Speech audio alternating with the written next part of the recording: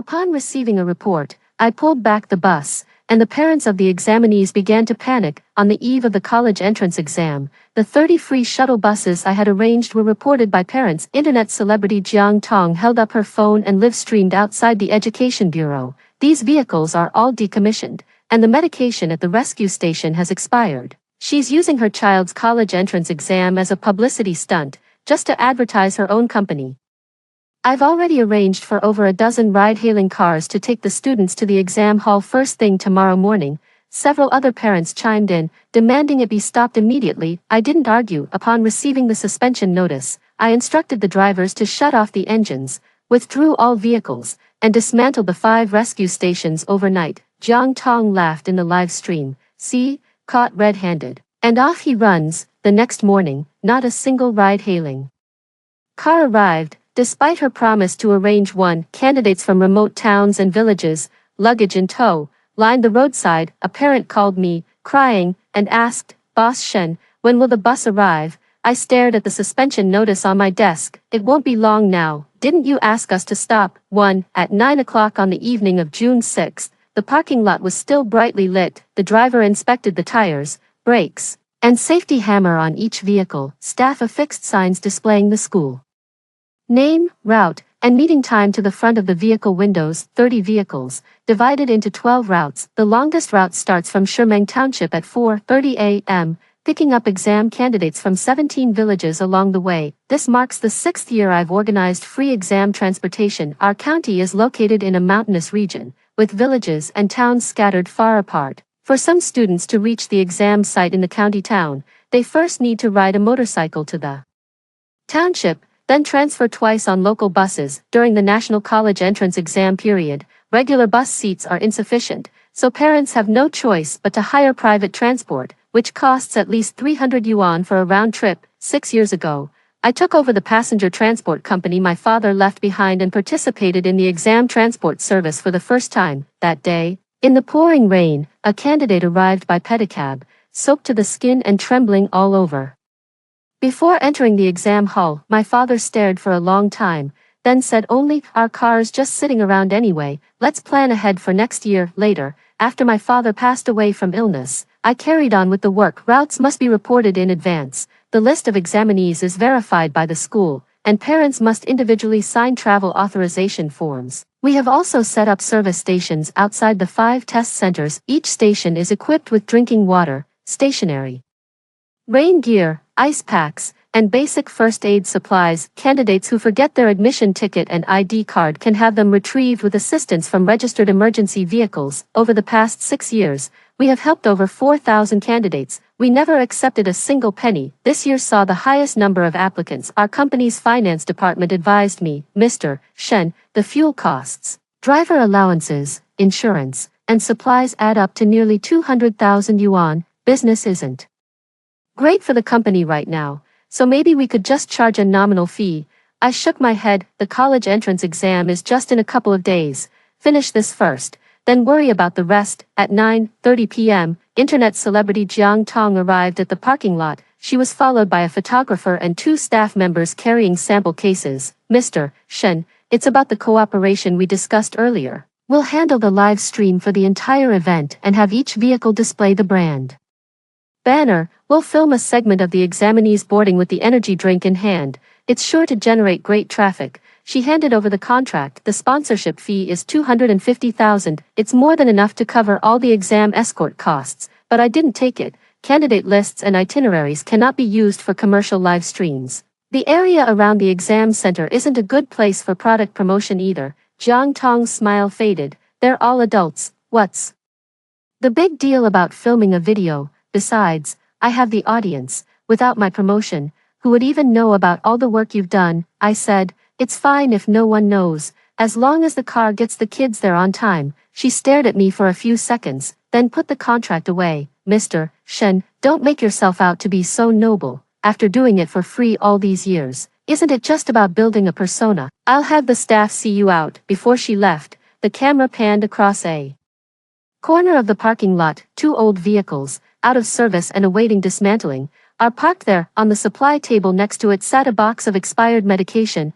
freshly cleared from the service station and slated for registered disposal. I hadn't anticipated it at the time. 3 hours later, they would appear in Jiang Tong's live stream, too, at 11:40 in the evening. I received a call from the Education Bureau, Shenqinghe. Someone has filed a real name report online accusing your company of using retired vehicles for exam transportation, and the service station was found to be storing expired medications. Exam safety cannot be compromised. All vehicles and service points will be suspended until the investigation is complete. By the time I arrived at the Education Bureau, a crowd had already gathered at the entrance. Jiang Tong is live streaming. 2 secretly filmed videos play on a loop on the screen. The first paragraph is about those 2 old cars in the corner of the parking lot.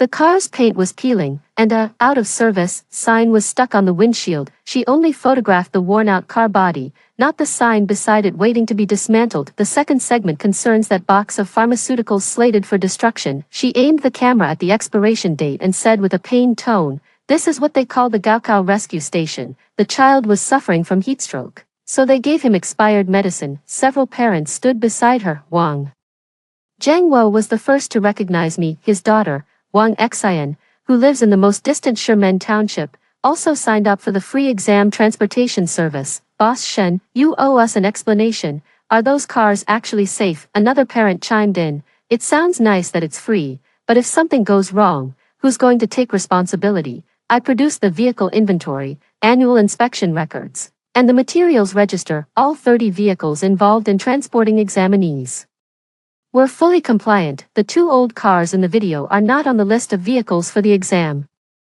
The expired medications were identified during today's inspection and are awaiting centralized disposal. All service stations have been re-verified. Jiang Tong turned the camera toward me. "So you admit there were decommissioned vehicles in the parking lot, and expired medication was found at the rescue station. The parking lot belongs to the passenger transport company. Not all vehicles are used for exam transportation. The fact that the expired medication was caught before distribution proves the inspection system is working." She smiled. "Listen to that. What a way with words. Do we have to wait until the items are in the children's hands before we acknowledge there's a problem?" The number of viewers in the live stream keeps climbing. The comments were scrolling by in a blur. "The college entrance exam is such a critical event. Why use a free ride? You get what you pay for." She must want to make a video to promote the company. Parents would rather spend their own money than risk their child's future. A staff member from the Education Bureau called me into the meeting room. "We'll review the materials overnight. However, the report has already sparked public concern. Services must be suspended until safety conditions are confirmed." I asked, "Until when is this on hold? If the investigation goes smoothly, we should have preliminary findings by tomorrow afternoon." Tomorrow afternoon, by 9 a.m. Tomorrow, the first subject of the National College Entrance Examination will already have started. I reminded them. 12 routes serve 687 remote test takers. If we halt it now, we must immediately notify the school and parents to arrange their own transportation. The staff member nodded. "We'll issue an announcement, and the school will notify accordingly. Hold your positions for now. Let's wait until we've got the facts straight." I didn't agree. Standing by on-site means the drivers, vehicles, and supplies remain my responsibility, given that the service has been officially suspended due to security risks. I must cease operations immediately to avoid incurring any new liabilities during the shutdown period. The meeting room fell silent. The staff member glanced at me. "You're going to move the car?" "Yes, Shenqinghe. The parents are probably just anxious," and spoke harshly. "The college entrance exam is what matters most for the child. Don't be stubborn." I placed the service suspension notice on the table. "I'm not being stubborn, I'm following the directive." At 12:20 a.m., the company received a stamped notice of service suspension. I sent the notification to the exam escort work group. "All drivers, cease your exam transport duties immediately. Return your vehicles to the parking lot in an orderly sequence." 5 service stations have been decommissioned, and all supplies have been secured. To all route coordinators, please inform the schools and parents that the complimentary exam shuttle service has been suspended. Please make your own travel arrangements. The group fell silent for seconds. Driver Lao Zhou was the first to call. "Mr. Shen, are we really pulling out? There's no early bus from Shimen Township. Where are the parents supposed to find a ride now?" I looked at the notice on the desk. "The Education Bureau and the school will make arrangements." The notice makes it perfectly clear. "We can no longer provide this service." Old Zhou let out a sigh. Understood. The tents at the 5 service stations were taken down. One after another, the bottled water was loaded back onto the truck, stationery, first aid kits, and emergency raincoats are all sealed off. The buses, originally parked at the township assembly point, gradually turned on their lights and returned to the company one by one. Jiang Tong is still live. She stood at the entrance of the Education Bureau, smiling after seeing the video of the vehicles leaving. Look, she fled overnight as soon as the report came in, if the vehicle was truly compliant. Why wouldn't she dare to stay? Wang Zhengwo chimed in from the side. What about the kids tomorrow morning? Jiang Tong said immediately, I've already contacted several ride-hailing platforms and volunteer driver groups. There are plenty of kind-hearted people in society. It's not like we can't get the students to their exams without her. Parents can sign up in the group chat, and I'll help coordinate everything. She sent a new chain list into the parents' group chat. Many people signed up.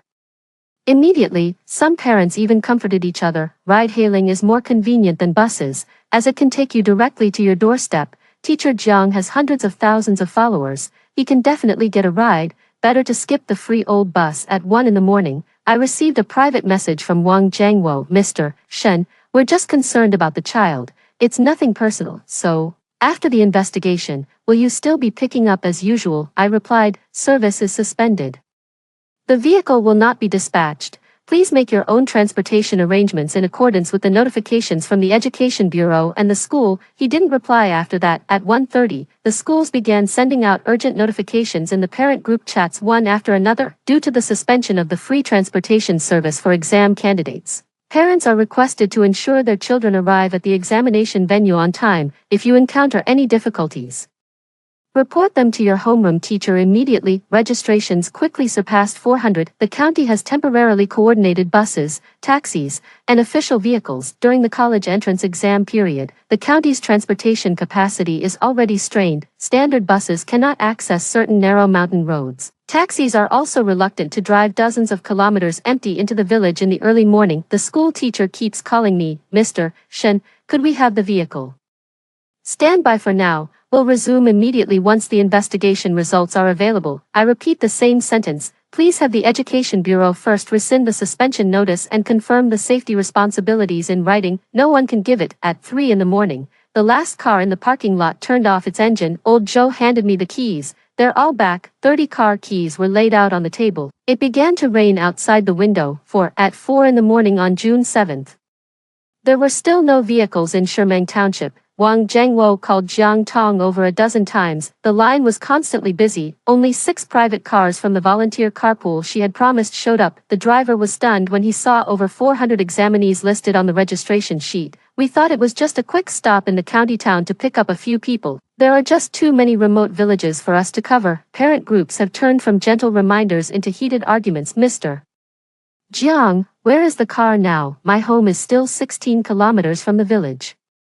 And the child can't walk that far. Didn't you say ride-hailing services would come to the village? No one's accepting the ride on the app. Jiang Tong finally replied, I was just helping to make the connection. I never promised everyone would get a ride. Parents should also take responsibility for their own children. Wang Zhengwo saw this message and was so angry he nearly threw his phone. He had no choice but to take his daughter down the mountain on his motorcycle. The rain was getting heavier and heavier. The motorcycle broke down halfway, and the father and daughter had to push it through the muddy water for nearly 2 kilometers. By the time I reached the temporary gathering point at the township government, the bus that had been arranged for us was already full and had left. Wang Xian stood by the roadside, crying, Dad, am I going to miss it?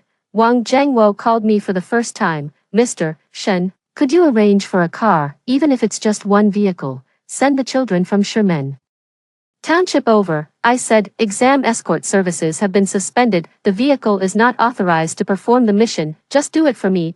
Please. Xian can't afford to retake the year. The phone was filled with the sound of rain. I held my phone, silent for a few seconds. Uncle Wang, you are one of the individuals who reported the issue under your real name after the notice was issued. You also mentioned in the group that you would rather pay out of your own pocket than ride in our unsafe vehicles.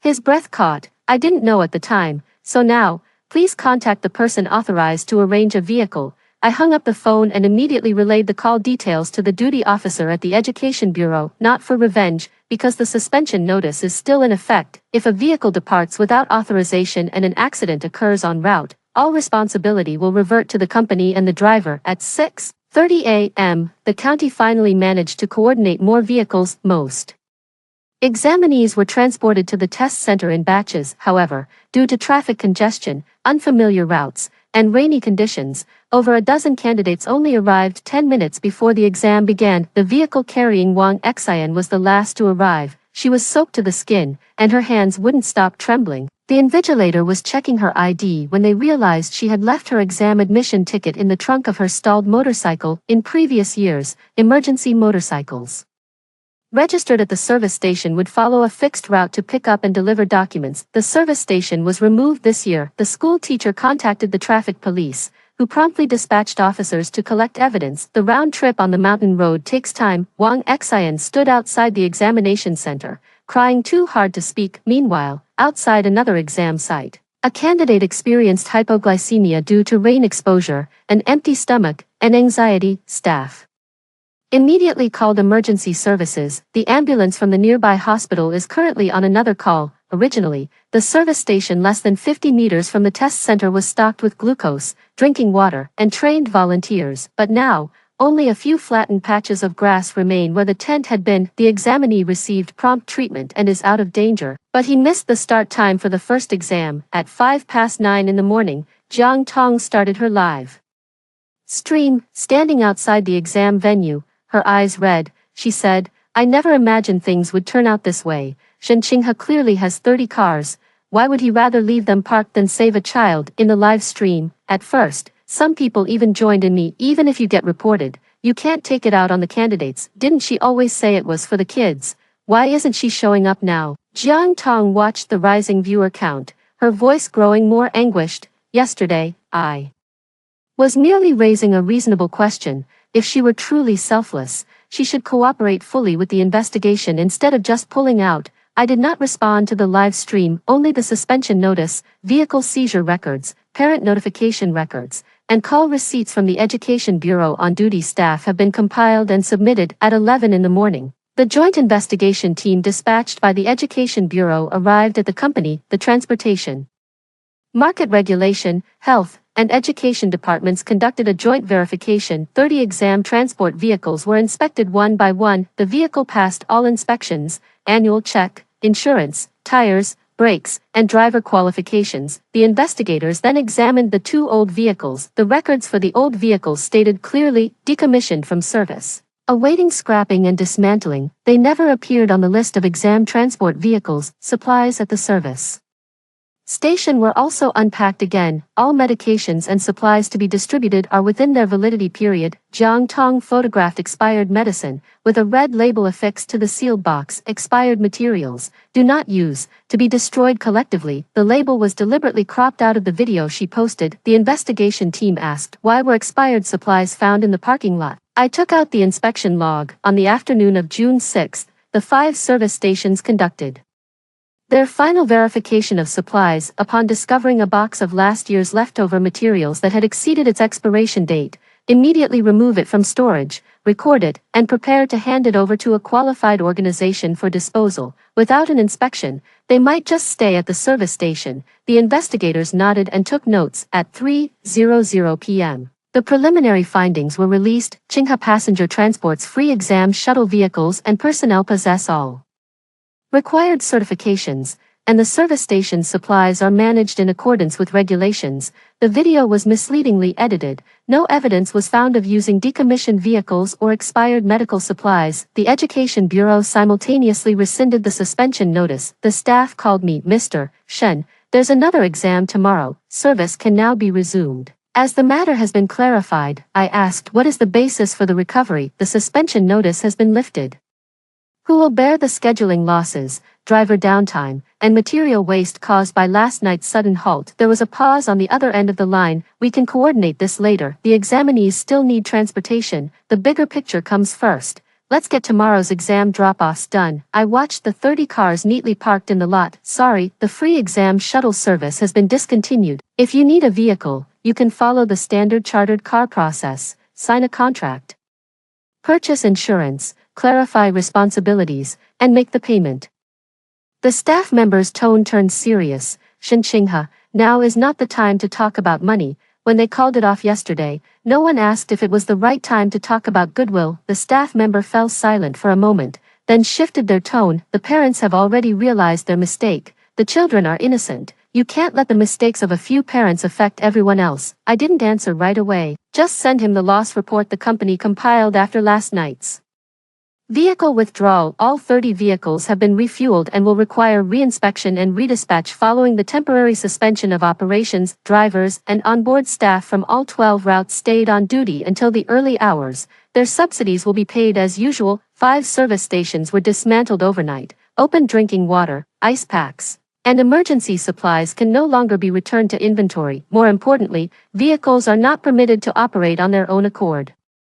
During the suspension period, if I were to bypass the official notice and take the bus out just because a parent pleaded with me, and if any accident occurred on the road, Xinqinghe Passenger Transport would still be held fully liable. I asked. Last night, someone raised concerns about the vehicle's safety and demanded it be stopped immediately. The investigation results just came in today, and now they're demanding we start up immediately. Who gets to decide if it's safe or not with just a single word? A staff member said in a low voice. Of course, we have to follow the investigation's findings. From now on, we'll follow the rules as well. Whoever needs the service submits the application. Whoever approves it signs and takes responsibility. Whoever requests a temporary change leaves a written record. You can't call it my public service project only when you need someone to take responsibility. When they want me to comply, they say the college entrance exam is a public matter. In the end, they didn't try to persuade me any further. Before hanging up, he said he would coordinate with the school and the transportation department as soon as possible. In less than 10 minutes, Wang Jiangwo also called. Boss Shen, the investigation has cleared your name. Just let the buses run again tomorrow. Xin has already missed one subject. No more mistakes can be allowed for the other children. I asked him, you signed off on the immediate halt last night, didn't you? The line went quiet. He certainly signed it. His name was listed first on that signed complaint. I was worried about the child at the time. 2. Your concern is justified, so the investigation was not wrong, and suspending the service was not wrong either. You can't have it both ways, demanding that no car moves during the investigation, yet expecting me to act as if nothing happened when you need me. Wang Jiangwo's voice was hoarse. What will it take for you to deliver it? Sign the contract through the proper channels. Make sure the vehicle, driver, insurance, costs, and responsibilities are all clearly outlined. Whoever signs it, I'm accountable to them. This time, he didn't call me petty. After the investigation results were released, Jiang Tong deleted the video, but she didn't apologize. She posted an update. Questioning public services is the right of every citizen, even if an investigation finds no issues. The importance of oversight cannot be denied. The comments section no longer supported her as it had the day before. Someone saved the clip of her promising to contact the volunteer driver team during the live stream. You said you could fix the traffic, but in the end, only 6 cars showed up. Reporting is fine, but why did you deliberately crop out the "to be destroyed" label? You refuse to admit you misled people, yet expect others to keep providing free service without regard for their losses. Wang Jiangwo also posted a lengthy apology in the parents' group chat. He said he was only concerned about vehicle safety and didn't realize it would affect the child. He said Wang Xian's admission ticket was eventually delivered by a traffic officer, but she had already missed the entry time. He asked me if I could resume the exam shuttle service for the other students. I didn't argue in the group chat. I just sent a single quote. Xinqinghe Passenger Transport Gaokao Charter Service, vehicles, drivers, insurance, route planning, and emergency support, all clearly priced. The contract shall be signed by the school, the parent committee, or a parent representative. Costs are shared based on the actual route and number of participants. The 5 service stations are no longer funded by me personally. If required, the relevant department shall approve, procure materials, and assign qualified personnel. The quotation is followed by actual expenditures from the past 6 years: fuel costs, toll fees, driver allowances, vehicle insurance, emergency vehicles, site supplies, and staff meal expenses. The total cost for this year is projected to be 198,600 yuan. Jiang Tong's casual remark about sending a few spare cars belied the immense effort behind it. 47 drivers and staff had their schedules arranged half a month in advance. Maintenance crews worked 3 consecutive nights inspecting the vehicles. and contingency plans were prepared for every mountain road. After reviewing the breakdown, one parent raised a question: your company already owns the vehicles, so why is the cost so high? The finance staff didn't argue, simply replying, the vehicle belongs to the company and is not for personal free use. Drivers require wages for their work, fuel must be purchased, and any accidents must be covered by insurance. Another parent asked, what if our child is late, even though we've paid? I replied, the contract specifies the departure time, waiting period, and contingency plans. The carrier is liable for compensation per the contract in case of negligence. If a parent fails to deliver the examinee to the designated meeting point as agreed, the responsibility lies with the parent. The group chat fell silent once more. In the past, all they had to do was write a name on a form, and they could count on the bus being at the village entrance right on time. If someone was late, the driver would wait. Someone forgot something, so the emergency vehicle went to retrieve it. Someone changed the location at the last minute, and the staff worked to coordinate. All costs and risks are masked by the phrase, free test prep. It wasn't until this moment that they realized, nothing truly comes for free. Over the past 6 years, I've borne the cost. The group fell silent for a long time. Someone asked, it used to be free, why is it suddenly now? I replied, I used to take it on willingly. Now that every act of goodwill risks being interpreted as a performance, let every service be governed by clearly defined contractual obligations. It's not about retaliation, it's about preventing further controversy. The school finalized the contract for the next day's exam transportation through the official procedures. The education department coordinated special funding, so families in need did not have to bear any costs. That evening, the 28 buses set out once again. The other 2 routes were handled by the public transport company. All vehicles are equipped with real-time positioning. Each candidate has a transportation list and an emergency contact. The service station is jointly established by the hospital, school, and volunteer association. Drug registration, personnel qualifications, and responsible units are all displayed on the public notice board. The second day of exam drop-offs went smoothly. No one asks me why it can't be free anymore. Once the bill was laid on the table, everyone finally saw just how many people, how much money, and how much responsibility were really behind the idea of just doing a little good deed. After the college entrance examination concluded, the joint investigation announced its final findings. Jiang Tong, seeking online attention and seeking revenge for being rejected in a business collaboration, deliberately edited secretly filmed footage to falsely claim that Qinghe Bus Company was using outdated vehicles and expired medications. She also assured parents that sufficient vehicles had been arranged, despite knowing full well that transportation capacity could not be guaranteed, leading parents to make incorrect assumptions. The platform suspended her account. I am filing a lawsuit against Jiang Tong and the accounts involved in spreading false information in accordance with the law. The court ruled that the relevant individuals must delete the content, issue a public apology, and compensate the company for operational suspension and reputational damages. The parents who filed the real name reports were not held accountable. Filing a report is their right. However, they must accept the real-world consequences that follow a report, triggering an investigation and a service suspension. The Education Bureau has also further refined the public service procedures for transporting students to the National College Entrance Examination. From now on, all civilian vehicles participating in exam transportation must sign an agreement in advance, who reviews, who dispatches, and who assumes emergency responsibility. Everything must be clearly defined, no longer relying on an individual's temporary goodwill, nor shifting all the pressure onto the service provider. After a dispute arises, someone asked me, the investigation has cleared you, so why not reinstate the free exam shuttle service? I said, proving my innocence is the only way to clear my name. It cannot bring back the nights the drivers worked for nothing, nor can it erase the losses from the shutdown, nor can we guarantee that everyone will remember today's findings the next time someone files a report. I didn't ignore the candidates. Qinghe Bus still handles exam transportation. I cover the expenses for families in need through a separate subsidy from the company's Education Assistance Fund. However, each subsidy requires an application, review, and supporting documentation. Every service is covered by a contract. Kindness can be free, responsibility must be clearly defined. That summer, Wang Xian came to the company to see me. She missed the first exam, ended up with a disappointing final grade, and decided to repeat the year. Wang Jiangwo stood behind her, head bowed. Mr. Shen, I'm sorry, I thought I was protecting the child. When Jiang Tong spoke so confidently, only later did I realize I hadn't even looked at what you prepared. I just followed through with the report. I turned my gaze toward Wang Xian. She didn't plead for her father, but simply asked, "Can I still ride in your car next year?" "Yes." "Will there be a charge?" "Fees are charged according to the contract. Families in need can apply for a subsidy." She nodded. "All right." She didn't cry.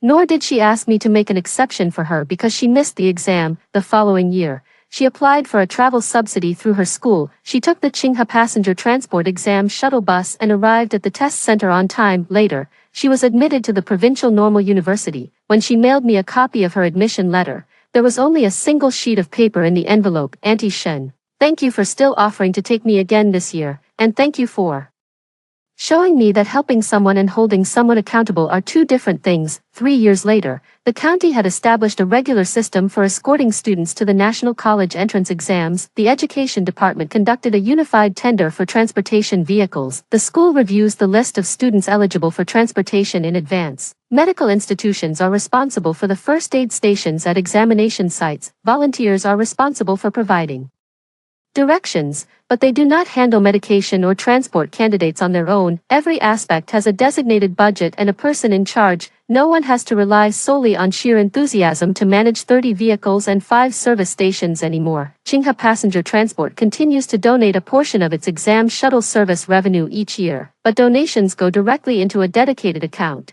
with purposes disclosed publicly and subject to audit. Some people say I've become more petty. Previously, everything was free. Now even a case of water needs to be registered. I don't deny it. Kindness without boundaries is most easily taken for granted. When things go wrong, they'll ask why you didn't do better. Only when payment is required do they carefully read the terms, confirm responsibilities, and value the resources. The day before the college entrance exam, I came to the parking lot as usual. 30 buses are parked in neat rows. The driver inspected the tires, brakes, and safety hammer on each vehicle. It's almost exactly the same as it was back then. Unlike before, each vehicle now has not only a route sign but also a notice displaying the carrier, responsible person, and supervision hotline. The service contract is locked in the office cabinet. The insurance is now in effect. At 4:30 a.m., the first car pulled out of the parking lot. Old Joe rolled down the car window and asked me, "Mr. Shen, still feeling the pressure this year?" I smiled. "Not nervous. Everything that needs to be done is clearly outlined." Headlights flickered on one after another, each car winding its way onto its own mountain road. "I'm still willing to do something for those children. I won't let my silence anymore bear the weight of everyone else's decisions." After my kindness was taken for granted,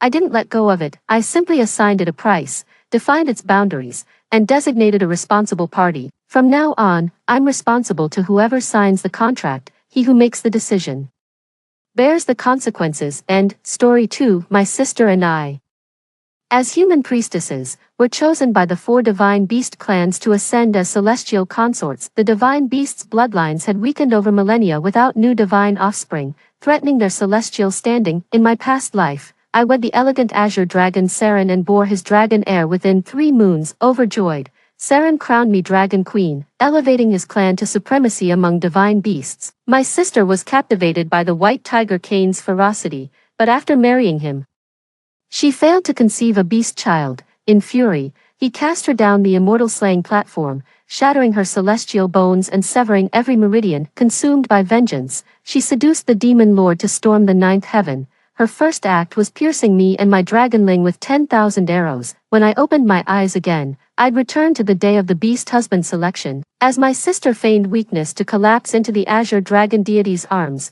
her breath whispering against his neck, I knew she'd been reborn too. But dear sister, how do you think my beast child was conceived? May you endure this endless torment in my stead for all eternity. Divine Saren, I've no strength left.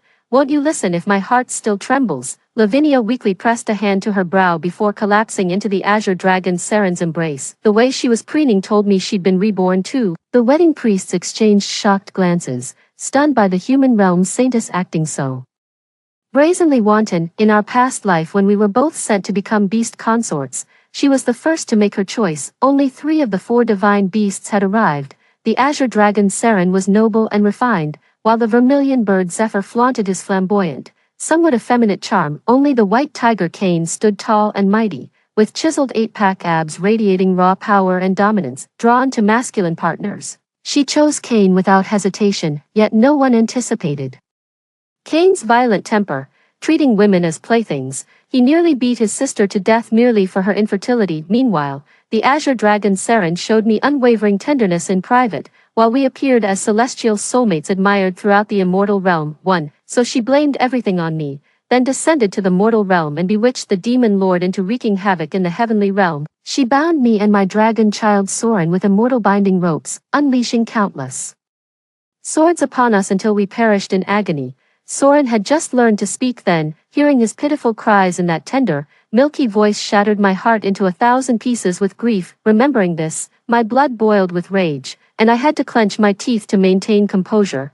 Have you two sisters made your choice? The celestial emperor's commanding voice echoed from above, snapping me back to reality. Saintess Lavinia has long admired God Seren. I choose the Azure Dragon clan. Lavinia blurted out first, glaring at me from the corner of her eye as if fearing I'd steal her choice. Unaware that Seren beside her had stiffened, I lowered my head and murmured, I choose the black tortoise deity. Lavinia nodded in satisfaction at my non-confrontational attitude, her smile dripping with smugness. With your plain looks, sister, that ugly turtle makes the perfect match for you. They say the black tortoise deity is dark-skinned and hideous, an immortalized 10,000-year-old turtle spirit. No wonder he's absent today, probably too ashamed to show his face.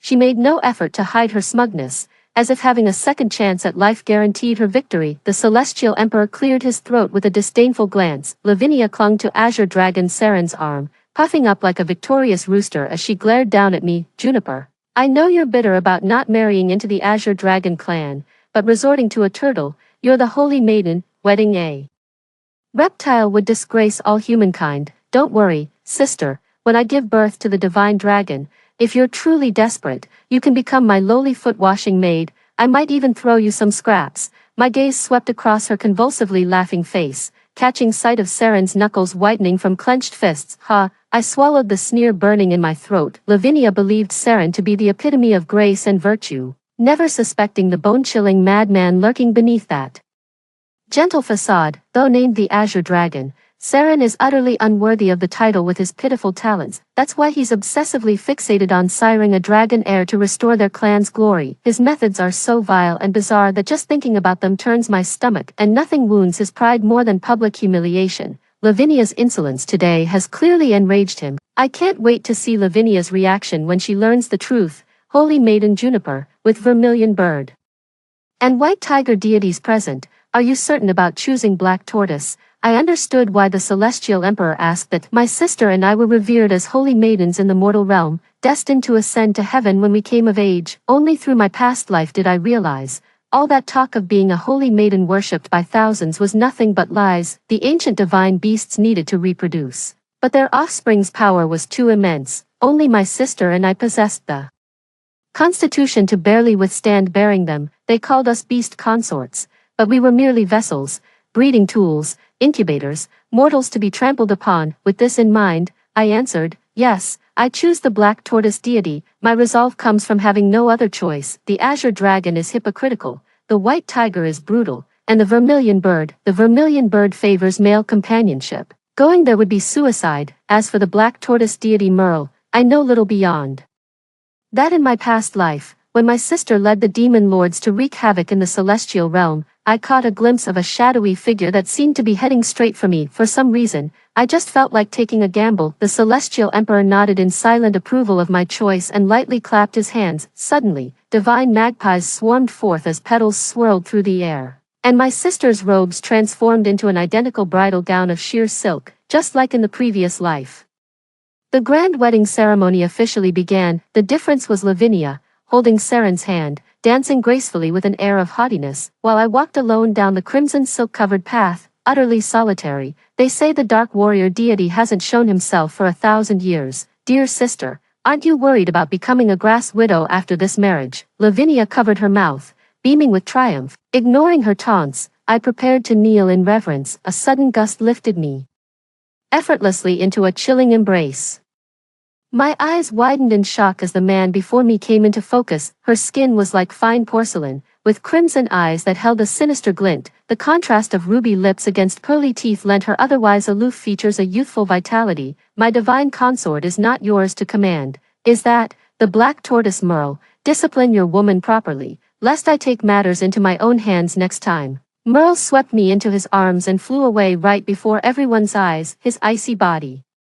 Temperature made me shiver uncontrollably as Lavinia's furious scream echoed behind us. You bitch Juniper, I swear I'll breed a spirit beast before you in this lifetime. Lavinia's failure to conceive a spirit beast in her past life had become an obsession. She probably believed bearing one would grant her supreme status. Little did she know, the truth was quite the opposite. The more productive a tool becomes, the more ruthlessly it gets exploited. Merle dumped me in the lower mystic realms. Grand Hall before vanishing into thin air. I scrambled up wincing in pain, only to realize this place was worlds apart from the left mystic realm. In the Azure Dragon's former realm, mountains and rivers embraced the land. Numerous branches of the dragon clan thrived here, with celestial attendants and low-level spirit beasts bustling about. A scene of vibrant prosperity, but this place, dark clouds loom overhead, casting an eerie gloom everywhere. Not a single celestial attendant remains in sight.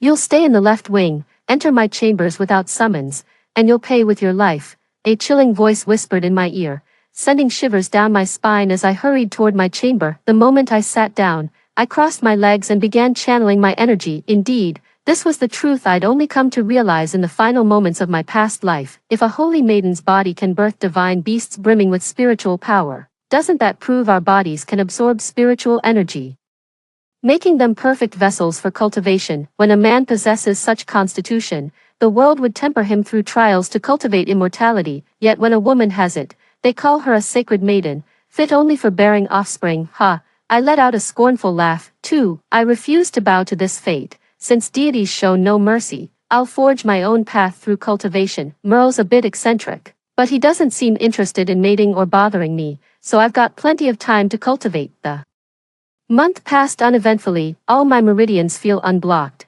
My spiritual energy has leveled up significantly. Now I can materialize condensed energy. Maybe it's just me, but the spiritual energy here seems to be growing more abundant by the day. Before I could figure things out, Lavinia showed up at my doorstep first. Juniper, are you hiding something from me? She glared at me through gritted teeth. My eyes swept over her noticeably sallow face, the blackened tips of her fingernails, and those ambiguous red marks on her neck. Seems Seren had run out of patience with her and resorted to measures ahead of schedule. In my past life, I married Seren with joyous anticipation. The first 2 months were harmonious, but by the 3rd month, his impatience became unmistakably clear. Under the pretense of caring for my health, he forced me to drink bitter medicine daily. Each dose brought nightmarish fevers and exhausting awakenings. My constitution deteriorated until, in that 3rd month, I conceived a spirit beast. Only after overhearing celestial envoys did I discover the truth.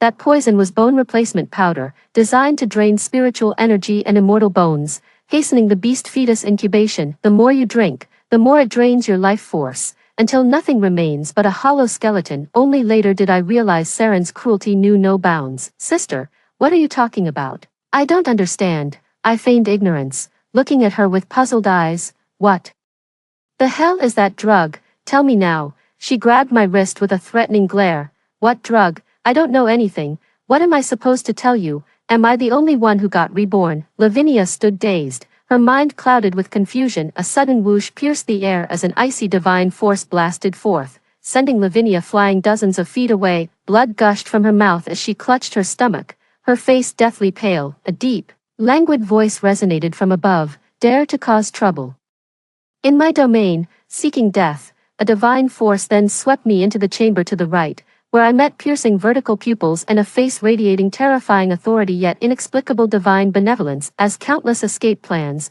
possible explanations, and even desperate thoughts of resistance raced through my mind, Merle suddenly snorted coldly, furrowing his brow as he spoke. I've been channeling spiritual energy to you for a whole month, yet you're still such a weakling that others dare bully you right at your doorstep. I froze. So the abundant spiritual energy I received daily actually came from him, but we're not even related. He neither intends to use my body for reproduction nor seeks anything from me. Why would he give me his energy? As I pondered this, I heard him rest his chin on his hand and murmur, could it be, you've grown dim-witted? Sensing Merle's temper had cooled, I batted my lashes and looped my arms around his neck, since cultivating spiritual power alone was too slow. I'd use every resource at hand, including men, for a whole month prior. His door remained firmly shut against me. Now the opportunity was within reach. I wouldn't let it slip away. Merle, who had been sizing me up moments ago, darted back onto the bed with a hissing warning. His jet black hair cascaded over his shoulders, the robe carelessly hanging open, though frowning. He exuded a strangely alluring elegance in his languid disarray. I know you haven't been sleeping well, my lord. Let me help you. For the past month, every night I've endured the unbearable sound of scales scraping against the floor. I wasn't sure before, but catching sight of the crimson on his serpent tail, I knew he'd endured endless torment. As the mortal realm saintess, I happened to possess means to ease such suffering. Under Merle's watchful gaze, I cautiously approached him, yet just as I neared him, his serpent tail coiled around me, flinging me violently against the ground, where razor-sharp scales sliced through my flesh like blades. Blood soaked through my robes, the searing pain bringing me to my senses. Before me stood the black tortoise deity, a capricious war god who could snuff out my life in an instant if provoked. Yet I steeled my nerves and decided to roll the dice, channeling my spiritual energy while smearing blood across my body. I instantly saturated the entire chamber with my scent. I edged closer cautiously. Merle's piercing gaze flickered, but he remained silent, instead patting the space beside him with his serpentine tail. How amusing. Come here. I obeyed, limping toward him as pain shot through my body. TCH, pathetic. Merle coiled around me and gently placed me beside him, channeling a bit of spiritual energy that instantly healed my wounds. I knelt properly beside him and began radiating my own spiritual aura. Merle gave me a sidelong glance before lazily closing his eyes, soon drifting into deep slumber. As I rubbed my sore legs and tried to get off the bed, I realized Merle's serpentine tail had silently coiled around my calves. Just as I reached to untie it, he instinctively pulled me into his embrace. Unlike the chill of his tail, his arms were wonderfully warm and carried the soothing scent of pine. Before I knew it, my guard dropped and I drifted into deep sleep. The next morning, I woke first when the sun was already high in the sky. Gazing at his sculpted profile, I murmured under my breath, weird as he may be, that face of his is seriously handsome. Suddenly, his eyes flew open. When our gazes met, a flicker of surprise crossed his face before he instantly hurled me out the door. You'll attend to me every night from now on, and stay away otherwise. Humph, don't think I don't know what you're scheming. I rubbed my aching back in exasperation. What a typical hit-and-run guy. For the next month, Merle clung to me every night. Sometimes I worried he might try something, but he seemed to have no such intentions, just treating me like a body pillow. His sleep improved remarkably, his mood lifted, and he even started giving me occasional guidance during the day. With his guidance, my spiritual power advanced by leaps and bounds. Not only did I establish my foundation, but my internal energy visibly condensed at astonishing speed, breaking through to the golden core stage. Feeling this complete bodily transformation, I was genuinely overjoyed. Merle wore a proud expression too, clearly thinking, this student shows promise. When the third month came around and word spread of Lavinia's imminent labor, I asked Merle to accompany me to the Left Dominion. The entire Left Dominion was buzzing with joyous preparations for the dragon whelp's arrival. Even the divine Saren was radiant with delight, welcoming streams of guests to witness the dragonling's birth. As the human saintess, I could feel occasional malicious gazes lingering upon me. The divine being White Tiger Kane even grabbed a lock of my hair, toying with it while giving me a provocative look. Little beauty, that worthless serpent can't satisfy you, can he? Why not come with me instead? I've got ways to send you to heavenly bliss. I channeled sword energy through my fingertips and cleanly severed that strand of hair. His face twisted in shock and indignation at the perceived insult. In an instant, he summoned spiritual energy and launched a palm strike straight at me, but a frigid gust swept through, sending him flying backward to crash onto the ground. You, daring to lay hands on what's mine? Merle shielded me, morphing into serpent form as his powerful tail impaled Kane's abdomen. A backhanded strike sent the hostile beast gods flying. Kane fell silent instantly. Among beast gods, might makes right. None dared protest even through gritted teeth. Merle's tail whipped free, flinging half of Kane's severed arm. His obsidian scales gleamed coldly, eyes radiating lethal intent. He made it crystal clear to everyone. Hands off his mate. Saren quickly intervened. Great deity Merle, why provoke the pantheon over a mere mortal after your long absence? Besides, Why teach cultivation to mortals? Their role is reproduction. What if they flee? Merle clearly dismissed him with a disdainful glance, retorting, only worthless beasts rely on breeding to grow their numbers, and only pathetic orcs would chain their mates. Saren froze under his intimidating aura, not daring to speak. Though I noticed his hands clenching into fists, I quickly tugged at Merle's sleeve, signaling him to shut up. We're in this together now. If he gets targeted for revenge, I'll be dragged down with him. Divine Saren, please forgive my intrusion. Where might my sister be? I've come to visit her. I quickly plastered on a warm smile to change the subject. After getting the reply, I immediately dragged Merle toward the back hall, terrified this socially inept troublemaker would offend someone again. But Merle remained ungrateful, acting like he couldn't care less. He held his head high with an air of aristocratic aloofness, looking down on everyone. Only after my urging did he lazily follow along with me. His serpentine tail tapped impatiently against the ground as he slithered behind me. Why do you smile so sweetly at him? I've never seen you smile at me like that. His towering orc frame practically engulfed me, leaving me utterly flustered. Back then I was the one eagerly fawning over him, yet he kept pushing me away. Now he's blaming me, I mumbled. Well, maybe if you weren't so damn high maintenance. What was that? Merle wrapped his arms around me from behind. Ever since we started sharing a bed, he'd grown accustomed to keeping me within intimate proximity, even in public. He saw nothing improper about it. I hurried along with my head down, ignoring him. The next instant, he scooped me up against his chest. Startled, I threw my arms around his neck, my face burning crimson to the tips of my ears. Merle scoffed, short legs like yours. At this pace, we'll never get there. Without a second thought, he casually scooped me up and carried me to Lavinia's chambers. Her quarters felt eerily lifeless. Hulking celestial guards surrounded her, watching her every move. Lavinia's face was caked with thick powder, her eyes swollen and red, a heavy scarf wrapped around her neck, with deep hollows under her eyes. Though the celestial realm enjoyed eternal spring, she was bundled up in long robes and skirts from head to toe. When she saw me, her eyes gleamed with triumph. This lifetime, I've conceived the dragon heir before you. Now it's your turn to envy me. I blinked innocently. Congratulations, sis. Lavinia glared at me. Aren't you jealous? Why would I be? I never wanted divine beasts anyway, and I'm perfectly content as is. I deliberately linked arms with Merle, finally drawing Lavinia's gaze behind me as if struck by lightning. Her voice shot up an octave as she sprang to her feet. Isn't Xuanwu just a turtle? Then why do you always get the best? Why are all men drawn to you? Why? Merle frowned. Madwoman. Then suddenly, Lavinia burst into laughter. Whatever, in this life, I'll bear countless beastlings. Once the dragonkin prosper, I'll be hailed as a meritorious servant. I'll outrank you as the chief beast consort. I sneered coldly but held my tongue. Her bloated body told me she'd been force-fed potent elixirs. Her spiritual essence was being rapidly drained by the dragon's spawn within. Yet compared to my haggard past life, Lavinia looked utterly drained, her face ashen like a corpse. I had a hunch but kept it to myself.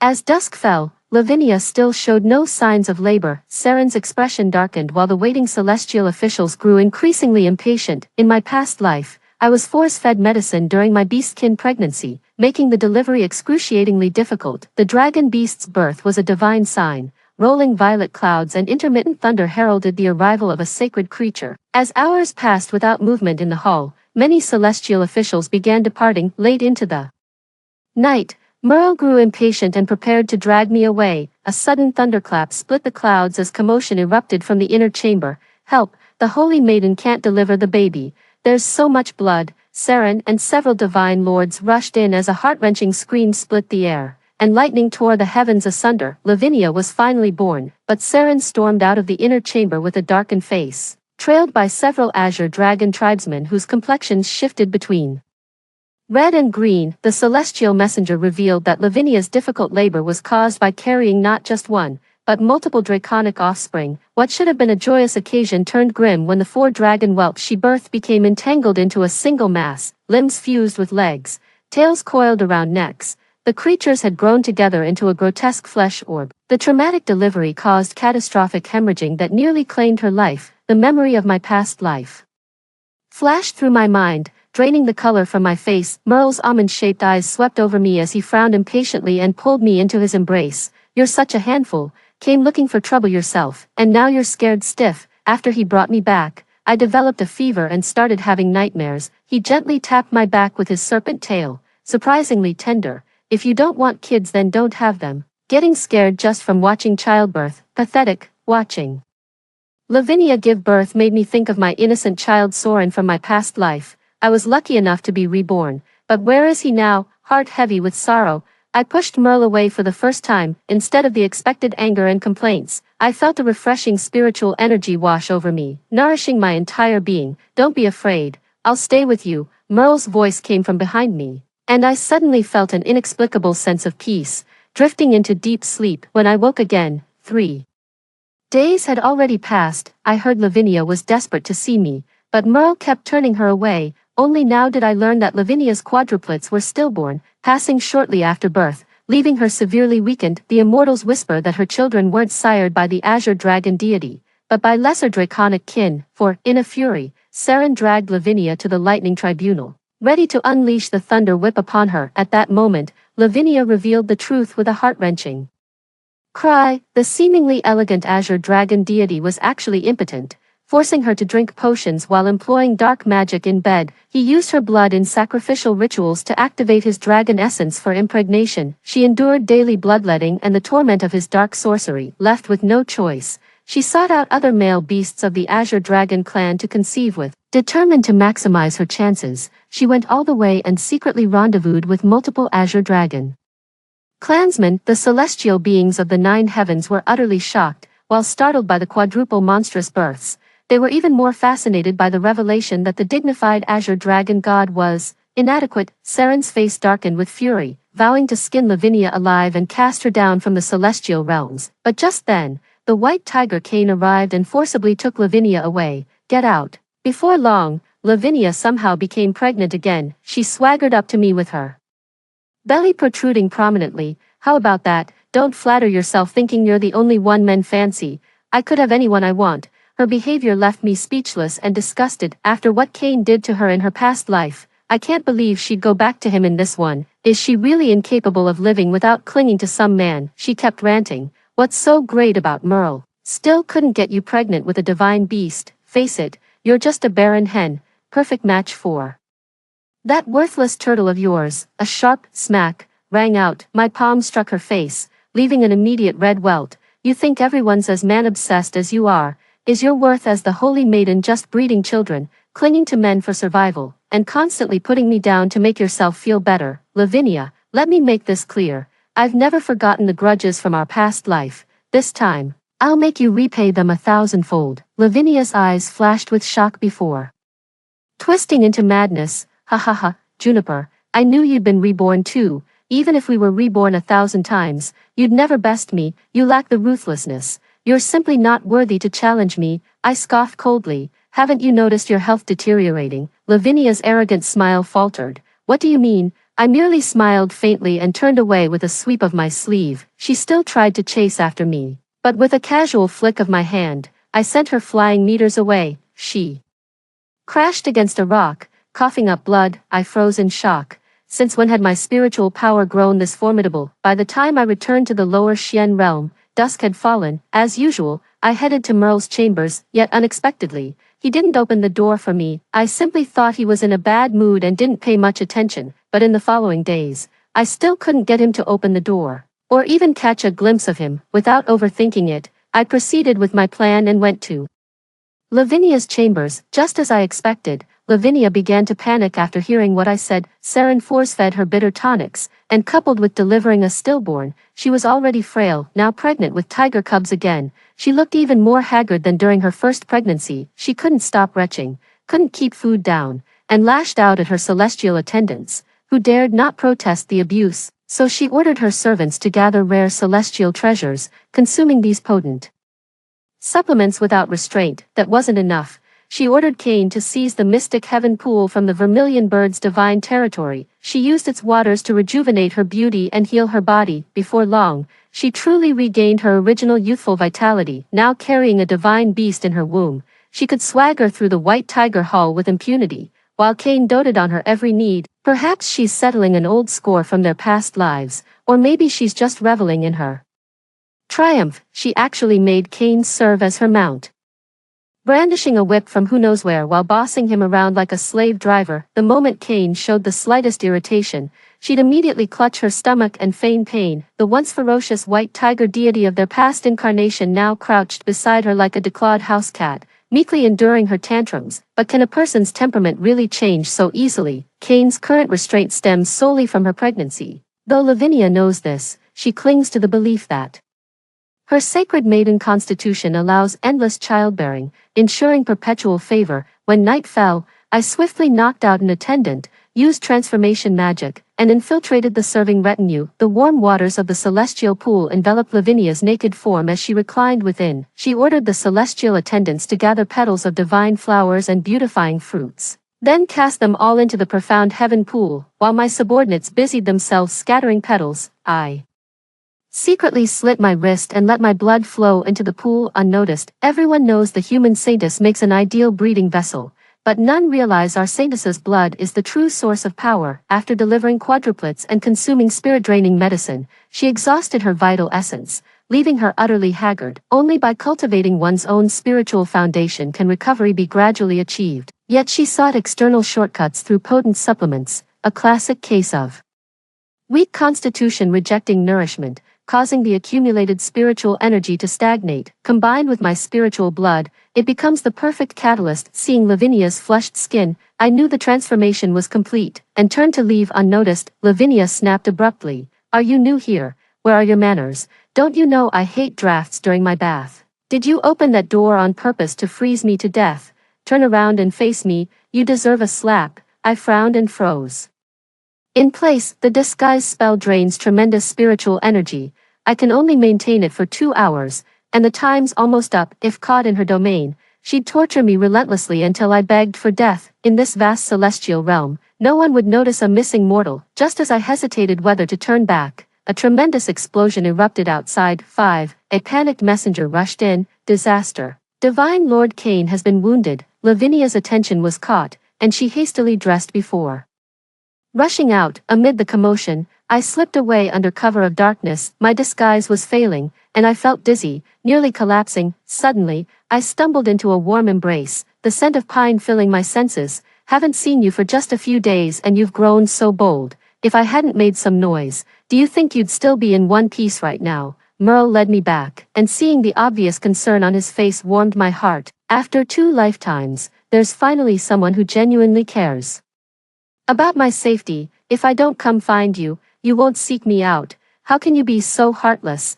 you human woman?" After thinking it over for days, "If you don't want divine beast offspring, we'll stop sharing a bed. I haven't slept well these nights, but I'd never force you." I burst out laughing and instinctively wrapped my arms around his neck. "You don't actually think sleeping together automatically makes babies, do you?" "Of course. That's how it's always worked since ancient times." Merle nodded confidently, only to catch me smirking. I cupped his chin and pressed my lips directly against his. Merle only hesitated for a second before turning eager, but his clumsy, chaotic nibbling made it obvious he had no idea what he was doing. So later that night, I slipped into his bed without hesitation, showed him through actions how to make offspring. Waking the next morning, I clutched my nearly broken waist, legs so weak I almost tumbled from bed, until Merle tenderly carried me to bathe. Nobody warned me serpent anatomy worked like this. Truthfully, I didn't mind these acts, especially with my unique constitution allowing dual cultivation to elevate my spiritual power. In that case, I might as well take matters into my own hands. But Merle seemed to have developed a taste for it, and from that day onward, things spiraled out of control. Even knowing I was using him for practice didn't bother him. Honestly, why bother getting stronger? As long as I'm here, no one will dare bully you. Playing with his hair, I casually remarked, "It's not like you'll always be by my side." Suddenly Merle helped me sit up, locking eyes with me. "You are my mate. Unless I die or you reject me, I will never betray you." His eyes brimming with sincerity, he pressed a kiss against my waist. A searing heat spread through my abdomen as a serpentine mark materialized on my hip. "Today I forge this bond with you. Not only will you wield my spiritual power and come and go freely in my domain, but should I betray you, the backlash will reduce me to a powerless cripple." Juniper, I mean this with all my being. We black tortoises bear carapaces weighing 1,000 pounds, while serpentine venom courses through our veins. The constant pain drives us into prolonged slumber, cutting us off from love and the outside world. Yet our divine might knows no equal, and when we choose a mate, our devotion remains absolute. Tears welled in my eyes as I met his solemn gaze. How wonderful, after 2 lifetimes, I finally have someone to hold and cherish. Just as we were baring our hearts, the world outside took a sudden turn. After Cain was injured, he intended to settle scores with Merle, but then Lavinia went into labor. Unlike her first difficult delivery, this time it happened swiftly. Cain was overjoyed, and the entire White Tiger clan waited with bated breath, until the celestial attendant holding the newborn divine beast suddenly collapsed to her knees. The cub had neither eyes nor a nose. Just a shapeless lump of flesh, devoid of any features. The crowd gasped in horror, oblivious to Lavinia's labored, weakening breaths nearby. Her constitution couldn't handle tonics, and her reckless squandering of spiritual energy left her desperately weak. She was crying for help, but her habitual arrogance made the attendant immortals grind their teeth in resentment. Not a soul stepped forward to aid her, nor would anyone speak on her behalf. Cain's eyes burned crimson. His sole obsession was perpetuating the White Tiger divine bloodline, which was why he endured the scorn to accept Lavinia. But now, he's left with nothing but empty hands. The humiliation he endured during this period, combined with the abomination's provocation, sent Cain into a furious rage. Transforming into his White Tiger form, he viciously tore off Lavinia's arm with his fangs before sinking his teeth into her shoulder and ripping. After dragging her to the immortal execution platform, he mercilessly struck her several times before hurling both her and the abomination from the heights, letting them plummet to the mortal realm. Severely weakened and facing Cain's vengeance, she couldn't withstand the immortal execution platform, reduced to ashes in an instant, leaving no trace in this world. I only feel pity for that freak of nature. Given Lavinia's condition, she'd never survive the childbirth.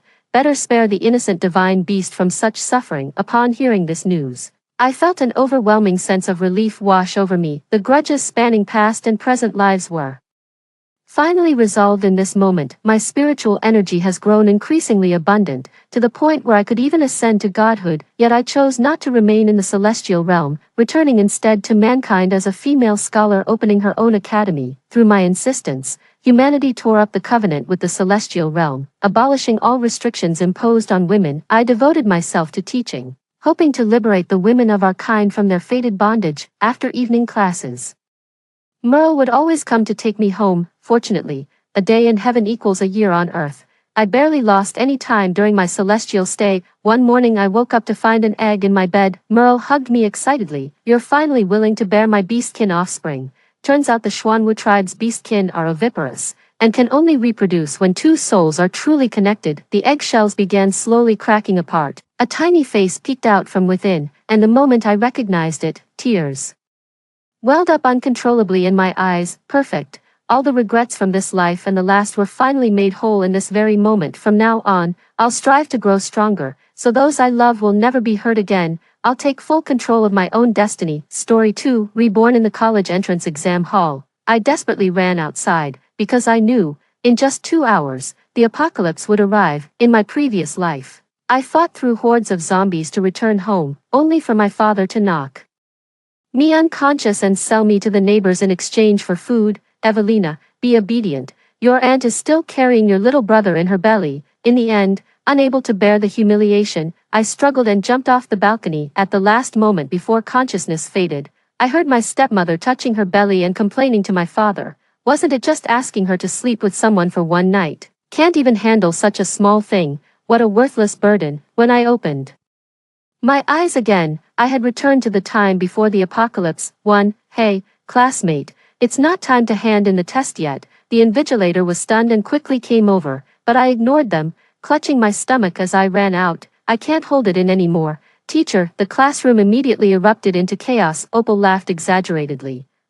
She's the perennial last place student in our class. Probably couldn't come up with an answer and was too ashamed to stay. Hearing this, I paused my movements. Once upon a time, Opal's grades couldn't compare to mine. Just because I scored several dozen points higher than her on the final exam, she threw a tantrum at home. While my dad was away, my stepmother Marigold secretly pinched my flesh. The more I cried, the harder she pinched, until one time, I couldn't hold it in and told my dad, only to be tearfully framed by Marigold, who claimed I was stealing money from home and she was just disciplining me. Later, she cried again about how hard it is to be a stepmother and even threatened to divorce. My dad got a headache from the noise and simply gave me a slap. Since then, I've become much more silent at home. Marigold kept finding new ways to make me work, yet spent a fortune sending her own daughter to cram school. As a result, the gap between me and Opal grew wider and wider. At this thought, I instinctively glanced back at Opal. Her mocking smile still lingered on her face,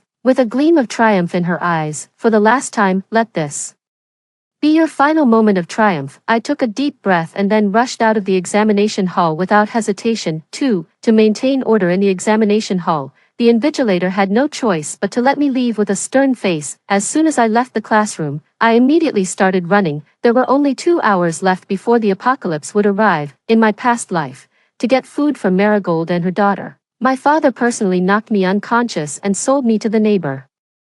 Downstairs, with my hands tied behind my back, I could only kneel on the ground begging desperately, but my father turned a deaf ear, his eyes fixed only on the food in the neighbor's hands. Only 2 packs of instant noodles for one night. No way, she's a virgin maiden. It's gotta be at least 5 packs. Don't kid me, what's a virgin maiden worth? There's an internet celebrity downstairs. Just offer food and she'll sleep with anyone. Take it or leave it. 2 packs of instant noodles at most. The 2 quickly reached an agreement. Like livestock, I was led away by a rope, hearing my father's utterly cold voice. Evelina, be obedient. Your aunt is still carrying your little brother in her womb. That night, I endured endless humiliation in the darkness, my tears soaking the worn-out floor. But being sold, once it happens the first time, there will inevitably be a second, a third, especially after returning home, only to face endless disdain and verbal abuse. Marigold and her daughter ate the food obtained by trading me while mocking me. In the end,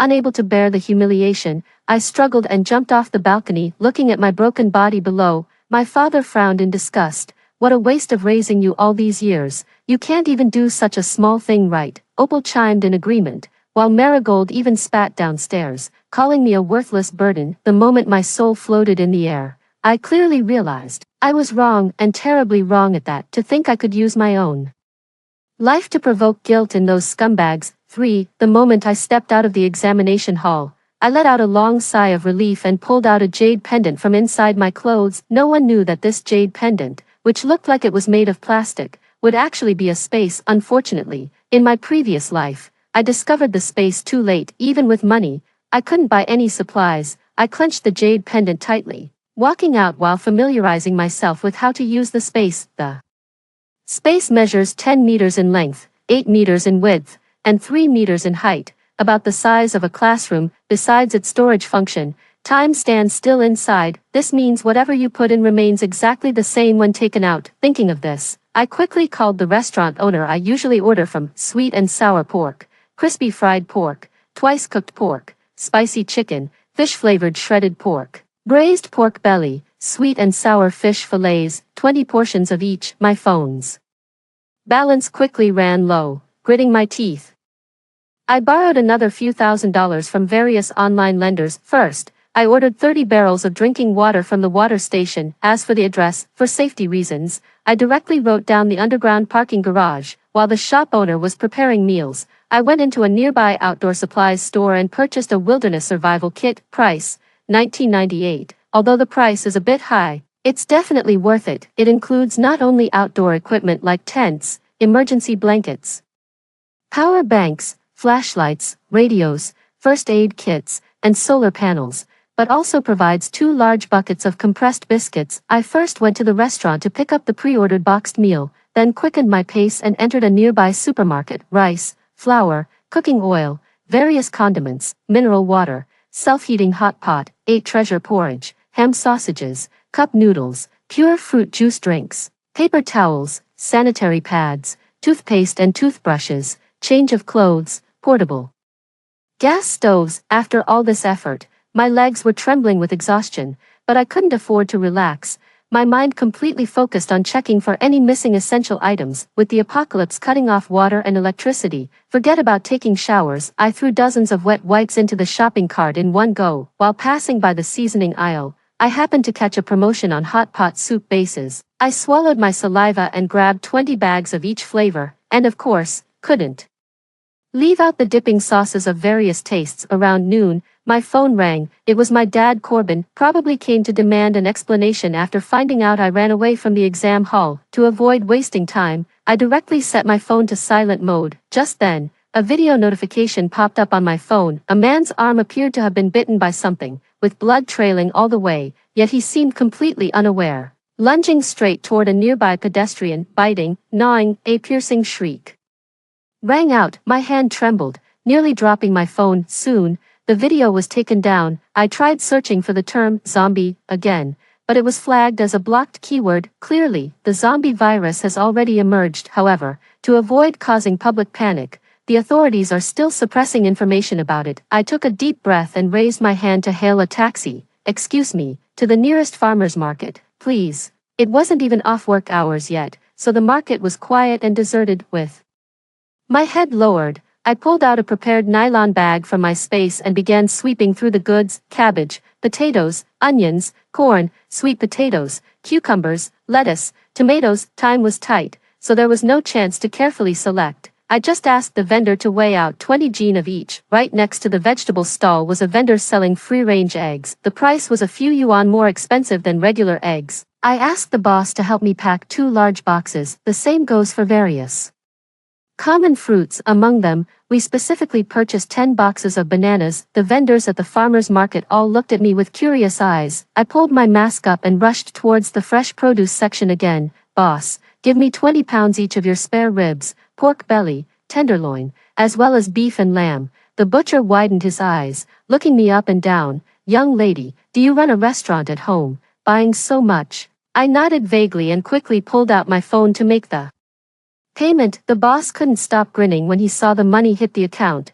Immediately getting to work, seeing the cold glint of the knives on the cutting board, an idea struck me. Boss, do you sell these knives? The boss frowned. I quickly held up 2 fingers. I'm willing to pay $200. Time passed minute by minute. By the time we left the farmer's market, I was already drenched in sweat without realizing it. I looked up at the sky, dark and gloomy, as if foretelling the impending doom. The phone display showed that there were less than 10 minutes left until the complete outbreak of the previous world's apocalypse. I quickly stopped a taxi to save time. Driver, step on it, I'm in a hurry. The taxi driver grumbled discontentedly. It's rush hour right now. We're already going as fast as possible. At that moment, a screeching brake sound suddenly came from the intersection ahead. A car lost control and crashed into the roadside guardrail, its front severely deformed. What was even more terrifying was that after the person inside climbed out, they suddenly lunged at pedestrians without warning. Screams quickly erupted from the crowd.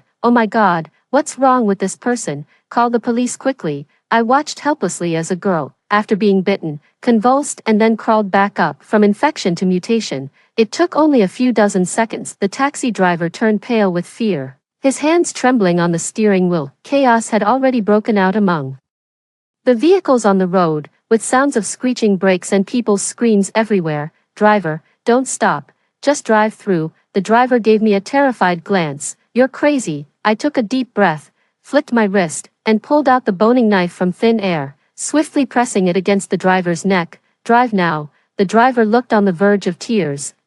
I'll do as you say, just keep that thing away from me. With a stomp on the accelerator, the taxi charged straight toward the zombies. With a bang, the zombie was sent flying and crashed heavily onto the ground, but the noise caught the attention of more zombies. The taxi struggled to move forward through the chaotic streets. Finally, after driving for over 10 minutes, it smoothly turned into a quiet alley. After dropping me off at the residential area entrance, the driver didn't even ask for payment, just stepped on the gas and drove away immediately. Guard Dorian was playing with his phone and seemed confused when he saw me running over. Isn't it college entrance exam time? Why are you back? As he spoke, he opened the gate for me. I lowered my eyes and deliberately sighed. What's the use of getting admitted? My parents said they would only pay for my younger sister's education through college, and that I should start working to earn money right after the college entrance exams. There was a hint of pity in old man Dorian's eyes. But after all, this was someone else's family matter, so he couldn't say much about it. I first went to the underground garage, stored the bottled drinking water in my space, then pressed the elevator button for the 6th floor. Today was also Opal's college entrance exam day, with Corbin and Marigold both waiting outside the exam hall to accompany her. This actually made my next move more convenient. I quickly entered the password. In the kitchen, a several-pound king crab is waving its claws menacingly in the sink. Nearby, there are cleaned perch, chicken wings, and beef brisket, all prepared to celebrate Opal's successful college entrance exams. But now, all these will be enjoyed by me instead. With a wave of my little hand, the fruits and vegetables in the fridge, the rice and flour in the cupboard, and the half-used cooking oil, salt, soy sauce, and vinegar. Store everything in the space. After ransacking the kitchen, I came to Marigold's bedroom, computers, tablets, used old phones, and finally dug out a safe from under the bed. If I remember correctly, all the valuable things in the house are here. Before leaving, I found a miniature surveillance camera from the Wilderness Survival Kit and hid it inside the shoe cabinet in the living room. After finishing all this, I immediately turned around and ran all the way to the top floor of the adjacent building unit. As the college entrance exams approached, Marigold kept assigning me all sorts of household chores. To avoid disrupting my exam preparation, I had to rent this attic cheaply in the same neighborhood. Never imagining it would become my only refuge now, the security door was somewhat old. I tried the key several times before finally managing to get inside, close the windows, draw the curtains, then barricade the door with something heavy. The attic instantly grew dimmer, but I didn't stay idle. I quickly filled the pots and pans I'd brought from home with water, but it's still not enough. After the apocalypse outbreak, water and soil will quickly become contaminated by the zombie virus. To avoid future water shortages, I had to move non-perishable supplies out of my storage space and directly fill it with water. I also took the opportunity to wash all the fruits, vegetables, and even meat in my storage space with clean water. 5. The news online has exploded. Just open any browser, and it's all the same news about the virus spreading. The TV station urgently broadcast a news bulletin. Attention all residents. A new unknown virus has been discovered in our city. Infected individuals show strong aggressive tendencies. All residents are instructed to return home immediately, secure doors and windows, and await further instructions. Repeat again, all residents must return home immediately, close doors and windows, and await further instructions. Upon seeing this message, the neighborhood owners group chat exploded with reactions. Some suspected an alien invasion, while others claimed it was a virus leak. All sorts of speculations emerged endlessly, with some even posting photos of their stockpiled supplies. I frowned slightly as I looked at those screenshots flaunting seafood feasts and stocked refrigerators. Human nature is unpredictable in apocalyptic times. I'm afraid those people haven't realized how much trouble their current actions will bring in the future. Evelina, you bitch, did you already know about the zombie virus outbreak? Which is why you turned in your paper early. On the phone, Opal's delicate face was filled with venomous resentment. The scenery outside the window was rapidly changing, judging by the background. It seemed to be inside a moving vehicle. I raised an eyebrow and deliberately showed the half-finished milk tea beside me. What nonsense are you talking about? I'm just an ordinary person. How could I have possibly predicted the apocalypse would come? No matter what, rebirth is my greatest advantage, and I must never expose it. Ah, you vile wretch, I'll kill you. Opal's face flushed red with rage, her voice shrill and piercing. I lowered my gaze, a flash of mockery swiftly passing through my eyes. Can't handle it already. But how clearly I remember, in my past life when I fell into the zombie horde, she was the one laughing most joyfully, watching her daughter lose control in anger. Marigold could no longer stay seated, stroking her belly. She spoke with reproach. Evelina, this is where you're wrong. You two are sisters. How could you run off and leave Opal behind? Sisters. Hearing those two words, I immediately burst out laughing. She stole my room, hid my homework, and led her friends to bully me at school. Every single one of these things, which one wasn't done by her. So now you're saying she's my sister? Marigold's face stiffened, and as she tried to make further excuses, Corbin directly interrupted. We're all family. Why fuss over such trivial matters? Just come back honestly, and I'll pretend this incident never happened. By the way, there are man-eating monsters everywhere outside now. When you come back, remember to buy more supplies so our family won't have to risk going out again. So this was the real purpose of coaxing me to come back. I curled my lips and slowly uttered a few words. I refuse. Let him and the marigold mother-daughter pair rot in their own filth. If they get so much as a grain of rice from me in this lifetime, I'll admit defeat. 6. The zombie virus is spreading faster than anyone imagined. In just half a day, the entire neighborhood has fallen. A large group of people behaving strangely emerged out of nowhere, frantically rushing toward the crowd. Anyone who ran slightly slower on the road would be pounced on and bitten by them. When bystanders tried to pull them away, several more people ended up getting scratched, from 1 to 10, from 10 to 100 on the streets, by the flower beds, beneath the residential buildings. Everywhere was filled with slaughter and fleeing crowds. In no time, the open space outside the residential area was devoid of living people. A glance online revealed discussions about zombies everywhere. I left comments under the most popular videos. The zombie virus is spreading so fast. I wonder if water and soil will be contaminated in the future. As for more details, I didn't say. After all, for those who are attentive, this one hint is already enough. The messages in the owners group had long since reached 99+, with everyone anxiously awaiting rescue. Has anyone called the police? We did, but the police station is surrounded by zombies too. They can't get through. Help, someone. Save me, there's a zombie bashing against my window. In this situation, the Corbin family's burglary seemed insignificant. Call the police.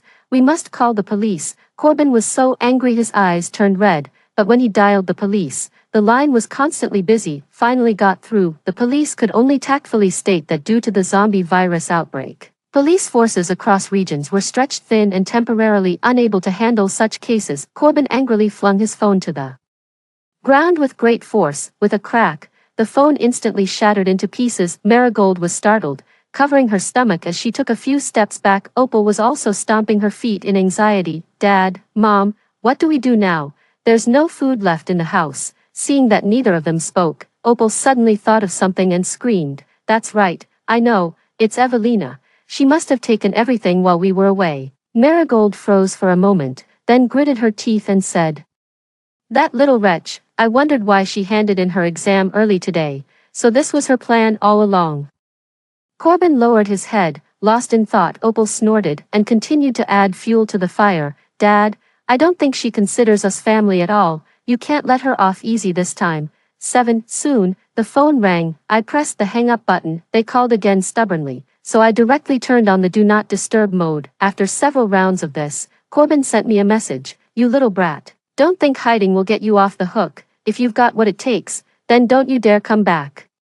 For the rest of your life, every time I have conflicts with Marigold and her daughter, Corbin would threaten me with this line, simply because he knows, in this city, I have neither other relatives nor close friends. No matter how much grievance one suffers, in the end they can only compromise. This trick never fails to work for him, but that was before. Now though, I lower my gaze. Looking at the surveillance footage on my phone, Corbin sat proudly on the sofa, waiting for me to back down. How dare she must bring back 3 bags of food, or she can forget about entering this house. Opal sneered coldly. If you ask me, we shouldn't even let her come back. Marigold poked her forehead irritably. Are you stupid? If we don't let her go home, what will we do when the supplies run out? Will you go out to find more? Opal's eyes lit up. The family of 3 exchanged glances and smiled knowingly. I pursed my lips, a hint of sarcasm flashing in my eyes. No wonder Marigold tried every possible way to persuade me to go back in my previous life. This was her scheme all along. 8. The sky gradually darkened. Although the attic was high enough, in the silent night those agonizing wails seemed amplified several times over. Unable to sleep anyway, I simply got out of bed, charging those dozen power banks while downloading various classic movies and variety shows from the internet. The night passed quickly. By daybreak, all the power banks were fully charged. I yawned and groggily made my way to the bathroom unexpectedly. As soon as I turned on the faucet, I caught a faint whiff of an unpleasant odor. It's quite obvious that the water has been contaminated. Many people in the neighborhood have also noticed the water contamination. Why does this water have a strange smell? Could the pipes be damaged? Yesterday I saw someone online saying water and soil might be contaminated with the zombie virus. Could it actually be true? Damn it, even the water is undrinkable now. How are we supposed to live like this? Just then, the phone vibrated. It was a notification from the property management in the group chat. Attention all residents, investigations show varying degrees of contamination in domestic water sources. The water supply system has been shut down,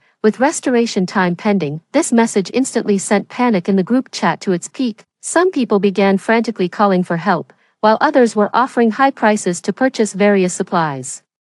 Messages kept popping up one after another. I silently turned off my phone, took out toast and juice from my storage space, and had a simple breakfast. While eating, a sudden intense argument broke out outside. I tiptoed to the window and peered through the curtain gap at the opposite side. It was a young couple living in Unit 1203, Building B. The man pointed at the nearly empty water dispenser, his lips trembling with anger. With just this little water left, you still insist on washing the babies' bottom, sterilizing bottles, and damn it, 3 times. Do you think this is still before the apocalypse, where you could buy water anywhere? The baby in her arms started wailing in fright, and the woman broke down too. That's our child. If we don't sterilize the bottle, he'll get diarrhea. If we don't wash his bottom with clean water, he'll develop a rash.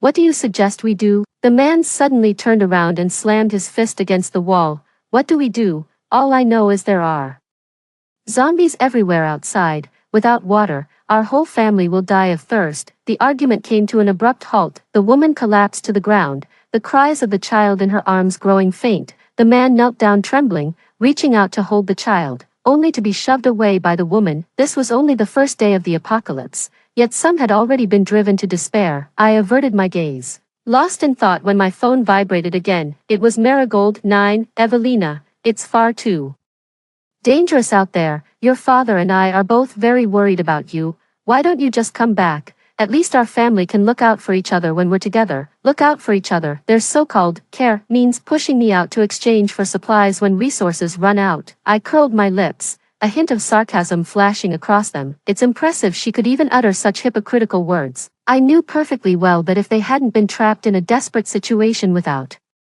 food or water, they'd never have remembered this tool of a person. I changed my posture, showing them the supplies behind me while adding a caption, "Don't worry, I'm doing great out here. How could I not be? That's a whole wall of supplies." Marigold's eyes turned red with excitement as she quickly called Corbin over and whispered, "Corbin, look quickly. That wretched girl really went behind our backs to live the good life by herself. Soon." Opal's sarcastic voice rang out, "Don't you see Mom and Dad are starving? How can you swallow all this food?" Sensing the situation was off, Marigold quickly tugged at her daughter's sleeve. "Evelina dear, don't mind it, Opal was just joking, but our house was indeed robbed. Hurry and bring back some food, the more the better." I directly cut off their fantasy. Did I ever say I was going back? Corbin was taken aback. "Where else can you go if not home?" "Home, that's yours, not mine." At this point, I couldn't be bothered to keep up pretenses with them anymore. Corbin, Marigold, search your conscience and ask yourselves, are you truly worried about my safety, or are you coveting the supplies in my possession? Evelina. Corbin seemed thoroughly enraged. "Don't push your luck. If you don't come back now, don't even think about setting foot in this house ever again." Great, I couldn't ask for more. I let out a cold laugh and hung up the phone before they could react. 10. The grudges from my past life are now things of the past. Rather than wasting time on those scumbags, I'd rather seize every moment to gather more advantages for myself in the coming apocalypse. The residential water supply has been cut off, but the natural gas is still available. I've been busy in the kitchen all day, constantly wielding the spatula. Steamed rice, seafood congee, century egg and lean pork congee, scrambled eggs with tomatoes, eggplant with garlic sauce, shredded pork with green peppers, braised beef, braised spare ribs. They're all simple home style dishes, with each pot serving generous portions. While it's still steaming hot from the pot, directly store it in the space. Now that the apocalypse has just begun, most people haven't fallen into desperate situations yet. We must take this time to cook the meals. Try to minimize cooking in the future to avoid attracting unwanted attention. In the afternoon, continue the battle with various flour-based foods, steamed buns, rolls, stuffed pies, and Shao might take turns making appearances. The last basket of soup dumplings came out of the steamer. Well past midnight, I lay in bed, too exhausted to even move a finger. That sleep was exceptionally sweet. At daybreak, the growls of zombies echoed outside again. I sighed and resignedly got out of bed, continuing yesterday's work. 11. In the following days, the number of zombies kept increasing. Many buildings and facilities were destroyed, even though the government urgently dispatched people for repairs. Often as soon as one place was fixed, problems would emerge elsewhere, even more terrifying. The power went out. People initially held on to the hope that the apocalypse would soon pass, but as the catastrophe persisted, more and more people had to risk venturing out to scavenge for supplies in order to survive. Yesterday afternoon, the young couple living across the way went out under cover of darkness to search for supplies and never returned. I sighed, though it weighed on my conscience. I knew I was just an ordinary person, powerless to change anything. Corbin called me several more times. Annoyed, I directly blocked their numbers. After all, constantly watching their act was quite exhausting, just like in the previous life. To fill his stomach, Corbin once again resorted to selling his daughter. Only in the previous life it was me who got sold, but in this life it became Opal. Opal, who was spoiled and pampered since childhood, naturally couldn't accept this decision. Why should it be me? That bitch Evelina has hoarded so many supplies. Go after her instead, Opal screamed and stepped back. I stared at the phone screen, watching her smash the living room vase violently onto the floor. Porcelain shards flew everywhere. Corbin's palm landed heavily on her face. How dare you, rebel? After eating our food and drinking our resources, it's your duty to make sacrifices for this family when it counts. Opal's face swelled up rapidly. Seeing this, Marigold instinctively shielded Opal behind her. Honey, spare Opal. She just turned 18. Spare her, Corbin scoffed disdainfully. If we spare her, should our whole family starve to death? Marigold's hands fell limply. Both parties quickly reached an agreement. Marigold was already weak from pregnancy, and under this sudden shock, she suffered a miscarriage. Corbin, finding it inauspicious, dragged her from the blood-stained sofa all the way to the balcony. Can't even bear a son and still wasting food. You'd be better off dead. As the last piece of bread disappeared into Corbin's mouth, the final glimmer of light in Marigold's eyes faded away. The next day, with cold indifference, Corbin tossed Marigold's corpse off the balcony, leaving it to be devoured by zombies. Watching this scene unfold on the surveillance feed, I couldn't help but shudder. In truth, Corbin is the most cold-hearted person in this household. Even someone as hypocritical and harsh as Marigold still holds a mother's love for her daughter, yet in Corbin's eyes, even his own daughter, whom he doted on since childhood, is nothing more than a commodity to be traded at will. 12. I never saw Opal again, nor did I know what became of her, but for me, it doesn't matter anymore. The neighborhood owners group chat is noisy and quarrelsome every day. At first,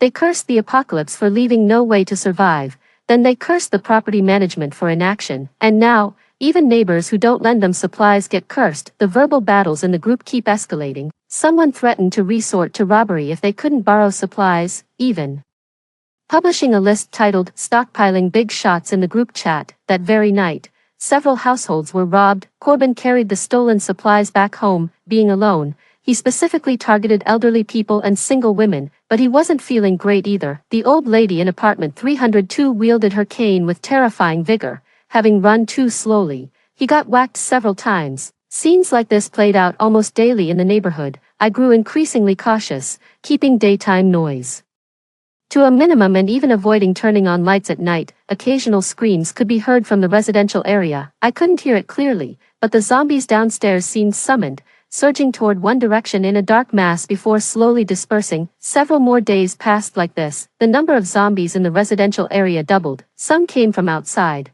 but more were transformed from the residents of the community. If at first it was just a shortage of supplies, but as the apocalypse progressed, the weather became increasingly bizarre. Sometimes daytime temperatures would soar above 40 degrees, only to plummet below zero at night. In such harsh conditions, even with the government's determined rescue efforts, the number of zombies continues to surge every day. 13. Another week passed, and people began conducting door-to-door sweeps. Corbin got into a conflict with them and was slashed in the shoulder by their knife. The wound wasn't originally very deep, but before sweeping the building, that person deliberately smeared zombie blood on the blade, and Corbin got infected just like that. I watched this scene quietly. I thought seeing his downfall would bring great satisfaction, but clearly, that wasn't the case. As night fell, over a dozen more corpses gradually appeared downstairs in the residential area. With sharp eyes, I noticed those corpses were somewhat mutilated, with fleshy parts seemingly carved away. Realizing a certain possibility, I was instantly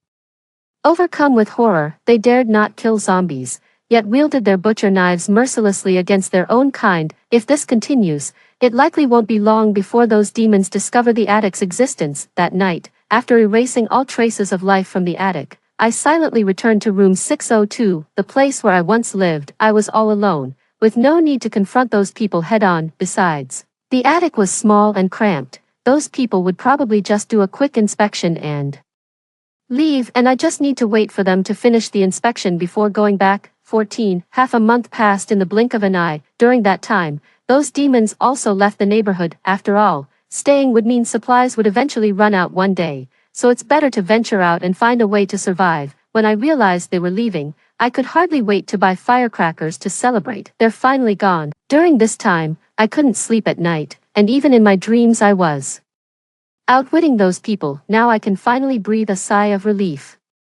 To celebrate, I took out the king crab I'd been treasuring in my space for a long time and luxuriously prepared it 3 different ways. The spicy stir-fried crab legs were crispy outside and tender inside, while the crab roast steamed egg melted in the mouth. The remaining crab body was thrown into a clay pot and simmered into a thick seafood congee. Finally, it was paired with a refreshing and palate-cleansing glass of lemon tea. I sat by the window, enjoying delicious food while peering through the gaps at the zombies wandering below. At this moment, the food was not just a treat for the taste buds, but also a comfort for the half-year of constant fear. However, I didn't dare to indulge too much. After all, those demons may have left, but there's no guarantee other survivors aren't hiding in the neighborhood. Caution should still be the top priority. Thus, after a lavish seafood feast, I returned to my previous lifestyle. 15. Autumn passed and winter came. In the 5th month since the apocalypse began, temperatures plummeted, leaving a thick layer of snow on the ground. I didn't dare to collect it. First, I'm afraid the snow might contain the zombie virus. Second, I'm worried that collecting snow might expose the existence of the attic. However, one early morning, I still noticed a patch of snow missing downstairs. Clearly, there are other survivors hiding in the neighborhood. The weather is getting colder. The nighttime low temperature even reached -50 degrees. The square downstairs was completely buried in heavy snow. The zombies froze stiff, not only slowing their movement but also making their bodies much more brittle. Sometimes a single kick is enough to shatter their bones. Of course, I've only heard about this brutal method and haven't tried it myself. 16. The night before New Year's Eve, drones flew by with a roaring sound, dropping several red packages in the residential area. It looks very festive until one time, I couldn't hold back and told my dad, only to be tearfully accused by Marigold, saying she was disciplining me because I was misbehaving and stealing money from home. Later, I heard on the radio that it was actually dumplings, and it was a mix of both pork and beef. 17. 1 year after the apocalypse arrived, with the arrival of summer,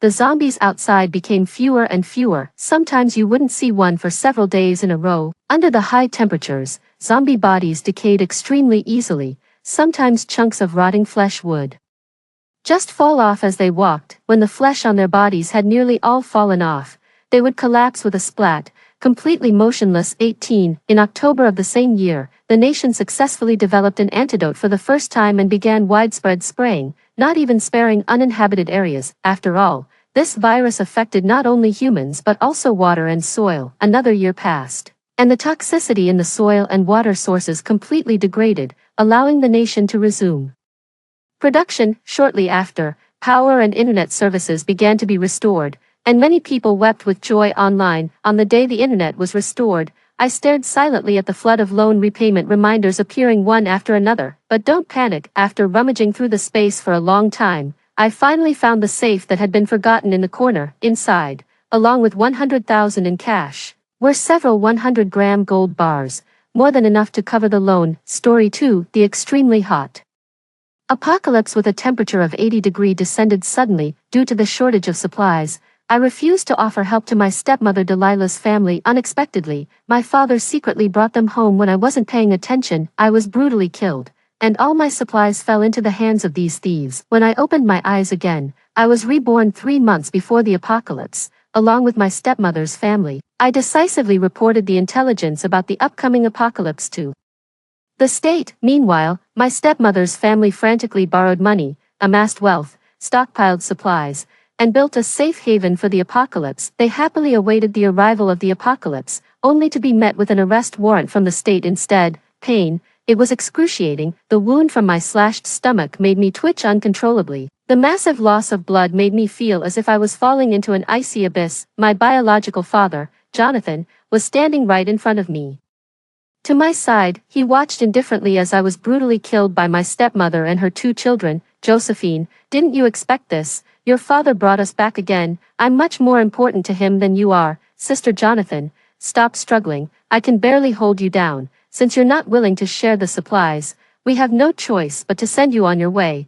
I never imagined that my only blood relative would, for the sake of 3 outsiders, invite disaster into our home and heartlessly turn the blade on me. Don't kill me. I woke up with a start and found myself lying in my bed at home, my body already soaked in cold sweat. Subconsciously, I reached out to touch my stomach. Thankfully, it was intact. When I came to my senses, I picked up my phone and checked the date. I realized I had returned 3 months before the extremely hot apocalypse. 3 months later, the atmosphere would be damaged by an unknown substance, and the weather would suddenly turn abnormal. The temperature would soar by 40 degrees Celsius in just half a month, and tens of thousands of creatures would be literally baked to death. The world would plunge into complete chaos, and human sanity would be lost along with it. I was about to get out of bed when I noticed through the gap in the door that the lights were on outside. It was the middle of the night. I was cautious and didn't go to check myself. I quietly opened my phone, which was connected to the living room surveillance. I saw Delilah tightly hugging her 2 children, crying uncontrollably. Great, we're all alive. It must be the heavens showing mercy, allowing us to be reborn together to this day so we can prepare. I gritted my teeth, my nails digging deep into my palms as a fierce rage of hatred welled up inside me. I never expected that these beasts had also been reborn. Just then, Delilah's sinister gaze suddenly turned towards my closed door, and she whispered, I just tested the old man, he's acting normal. Do you think Josephine could have been reborn like us? After saying that, she picked up the glistening fruit knife on the table and walked step by step towards my room. Finally, reason prevailed over emotion. I quickly took off my earphones and turned off the phone screen. Holding my breath, I simulated even and soft snores, pretending to be sound asleep. The door opened gently. Josephine, Josephine, the voice echoed in my ears. The voice that usually sounded gentle and delicate now sounded like the whispers of a demon. Her breath on my ear made the hair all over my body stand on end. Seeing that I didn't respond, Delilah muttered to herself, she really seems to be asleep. I was overthinking, how could someone I killed with my own hands in the last life deserve to be reborn? Then she added greedily, but Josephine, you really are tender and fragrant. I got goosebumps all over my body. The door slammed shut. I didn't dare to open my eyes and continued to maintain this state. After a long time, when I was about to open my eyes and keep peeking, an inexplicable sense of danger shot straight through my spine, stopping me abruptly. Then, a faint voice sounded, I know you're awake, you're hiding, you've been reborn too, haven't you? It turned out that Delilah hadn't left. It was all a test for me. She was now holding a knife, lying by the bed and staring at me without blinking. My heart was pounding with fear, but I still kept my breathing steady and continued to fake snores. After a long while, seeing that I still didn't react, she left. Only after I was sure she had completely left did I slowly open my eyes. On the surveillance, Delilah let out a long sigh. I just tested her. She's sleeping like a log. But even if she was reborn, so what? Is she going to go around spreading the news about the apocalypse? She'd be better off getting sent to a mental hospital as a crazy person. Then we wouldn't have to find a way to get rid of her, and all of the old man's money would be ours. Just then, Joseph leered and said, Mom, since Josephine is going to die anyway, can I watched as Joseph, wearing a lecherous smile, walked step by step in this direction. My body, which had just relaxed a little, tensed up again. Joseph's hand was already on the bedroom doorknob. In the last life, he would always secretly eye me when I wore shorts or short skirts. Brother, stop it. Thankfully, Cora grabbed him in time. If you do anything to her now, you'll be waiting for the apocalypse in prison 3 months from now.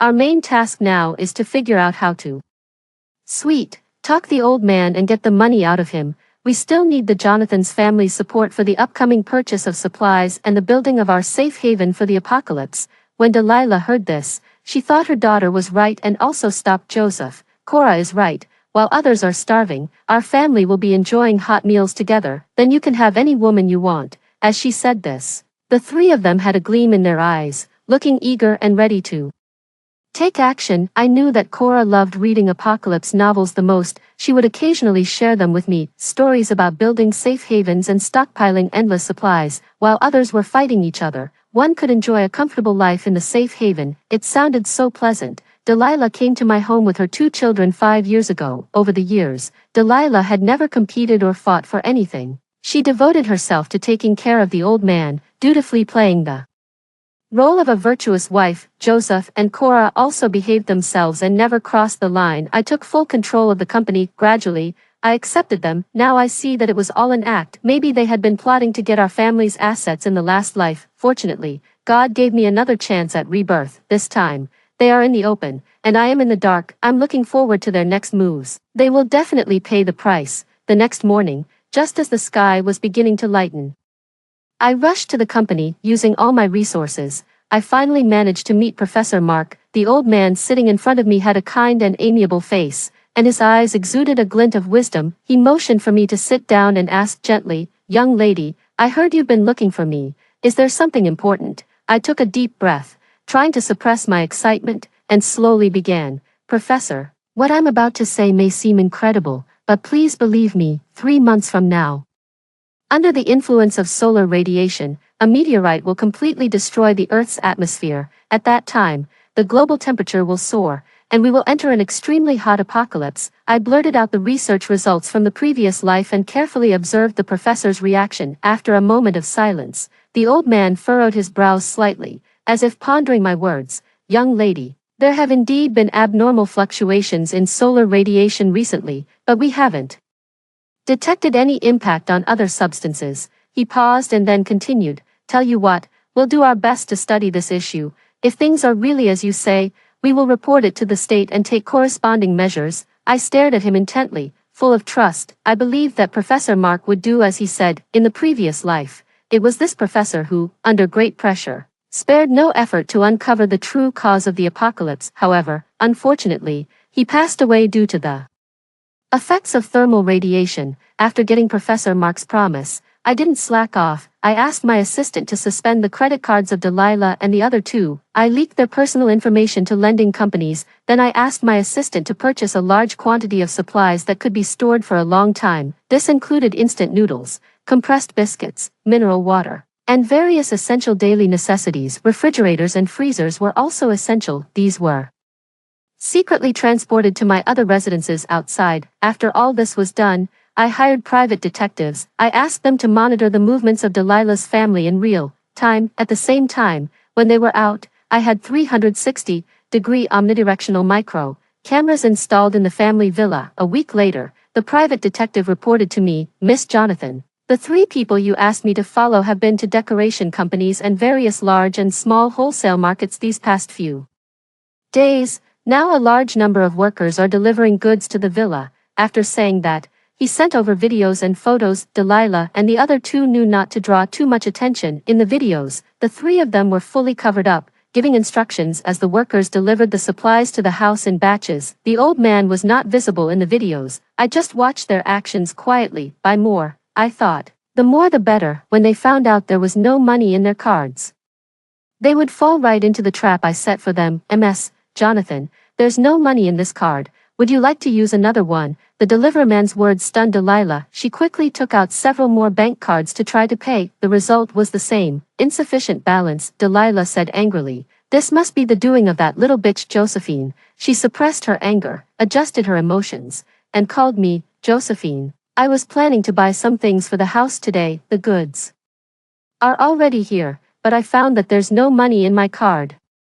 Do you know what's going on?" Listening to the flattering voice on the phone, I sneered inwardly. Fortunately, I held the financial power firmly in my hands. When they ran out of money, they had no choice but to come crawling to me. I cleared my throat and said, "Delilah, due to Joseph's mistake, the company lost a large order. I had to use this money to cover the losses. If the shareholders find out, it will be a big problem." Joseph beside her pursed his lips and his eyes kept dodging. Delilah was about to say something more, but I hung up the phone directly. As the deliverman started to look increasingly impatient, Cora pulled the 2 of them aside to discuss. "A lending company approached me yesterday. Once the apocalypse comes, we won't have to pay back the money. Stockpiling supplies is the most important thing now.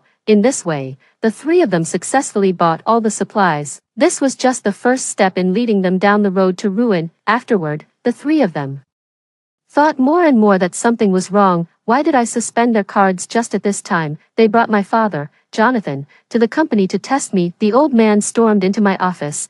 Why did you suspend Delilah's card? Delilah has worked so hard taking care of me all these years. As a younger generation, you should be more filial. Jonathan, it's troublesome enough for Josephine to manage the company alone. This is just a small matter. There's no need to bring us here to question the child. My stepmother quickly grabbed the old man, putting on a pitiful look, looking at my father, who was siding with my stepmother. I couldn't help but feel a little sad. It was true that with a stepmother, a biological father could become a stepfather too. Humph, even if the order was lost, you should get them a new card. The old man snorted coldly, his attitude firm. I pretended to hesitate and then handed over a card. I have a card with 1 million yuan on it. The old man said, that's more like it. The few of them left triumphantly, swaggering out like roosters that had won a fight. Looking in the direction they left, I sneered. That card was a special gift I prepared for them, a high-interest loan taken out in their names. I hoped they would make good use of it. A month and a half later,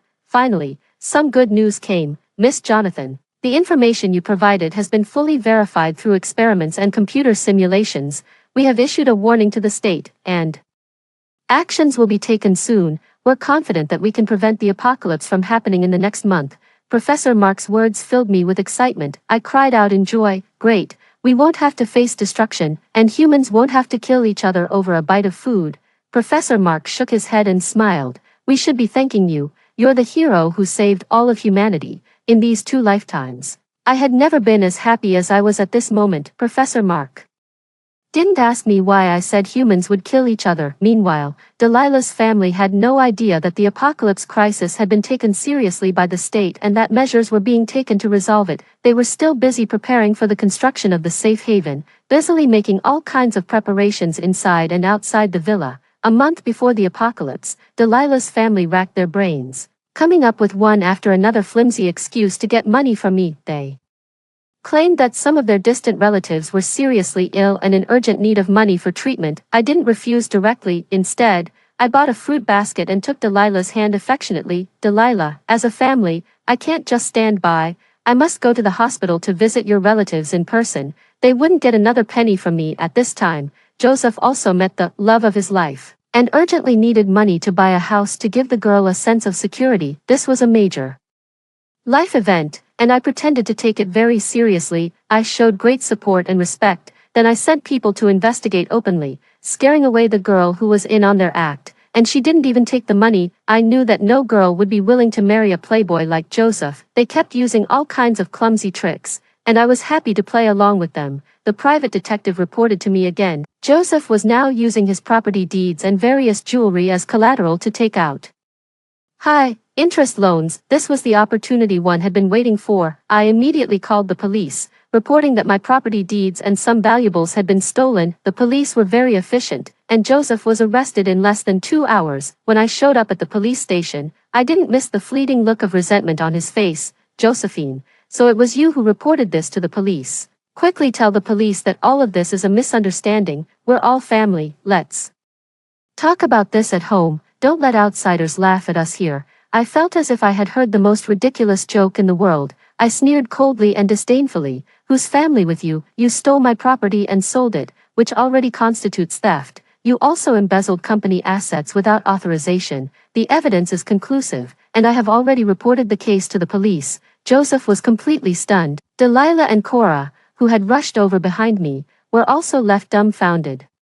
They couldn't figure out why I had suddenly launched an attack and showed no mercy at all. Just some time ago, I had given them 1 million yuan under the pressure of the old man. Josephine, it's not what you think. Hurry up and withdraw the case. Just say that you were mistaken, Joseph pleaded. I retorted, tell me, where is the misunderstanding? After looking around nervously, Joseph whispered in my ear, Josephine, I'll tell you a secret. In fact, we're all reborn. The extremely hot apocalypse is coming soon, and then the world will be in complete chaos. People's hearts will be more scattered than sand. We've been asking you for money recently because we need to stockpile supplies and build a fortress for the apocalypse. Think about it. What will banknotes be like then? they'll be like waste paper. Supplies will be the real king. Others will go crazy and kill each other just for a piece of bread. But we'll be able to enjoy delicious food and good drinks in the safe haven.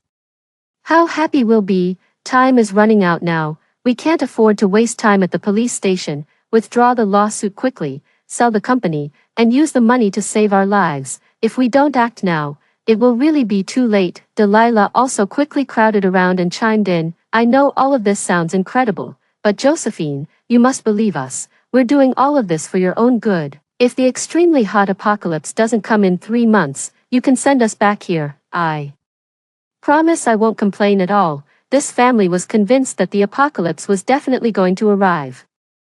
Then their family would be able to do whatever they wanted with the supplies. I was really curious. If they knew that the apocalypse wasn't coming and everything was normal, what kind of expressions would they have? I started looking forward to it. You're reborn. Then why were you the only ones reborn and not me? I sneered and questioned. The corners of their mouths twitched slightly, and their eyes wandered, which was clearly a sign of guilt. Of course, they couldn't tell the truth. Josephine, in the last life, you accidentally died while saving your father. After we were reborn, we decided to make up for the debt we owed you, Delilah said, pretending to shed a tear. Joseph also sighed beside her. Enough. Do you think you can get away with it by acting crazy? I can withdraw the case. But there's one condition. I looked at them like they were fools. What condition? I'll agree to any condition. The three of them lit up with hope. I want you, Delilah, to leave my father, then I'll withdraw the lawsuit and let it go, or make up the company's accounts within 3 days. What? Delilah's expression changed instantly,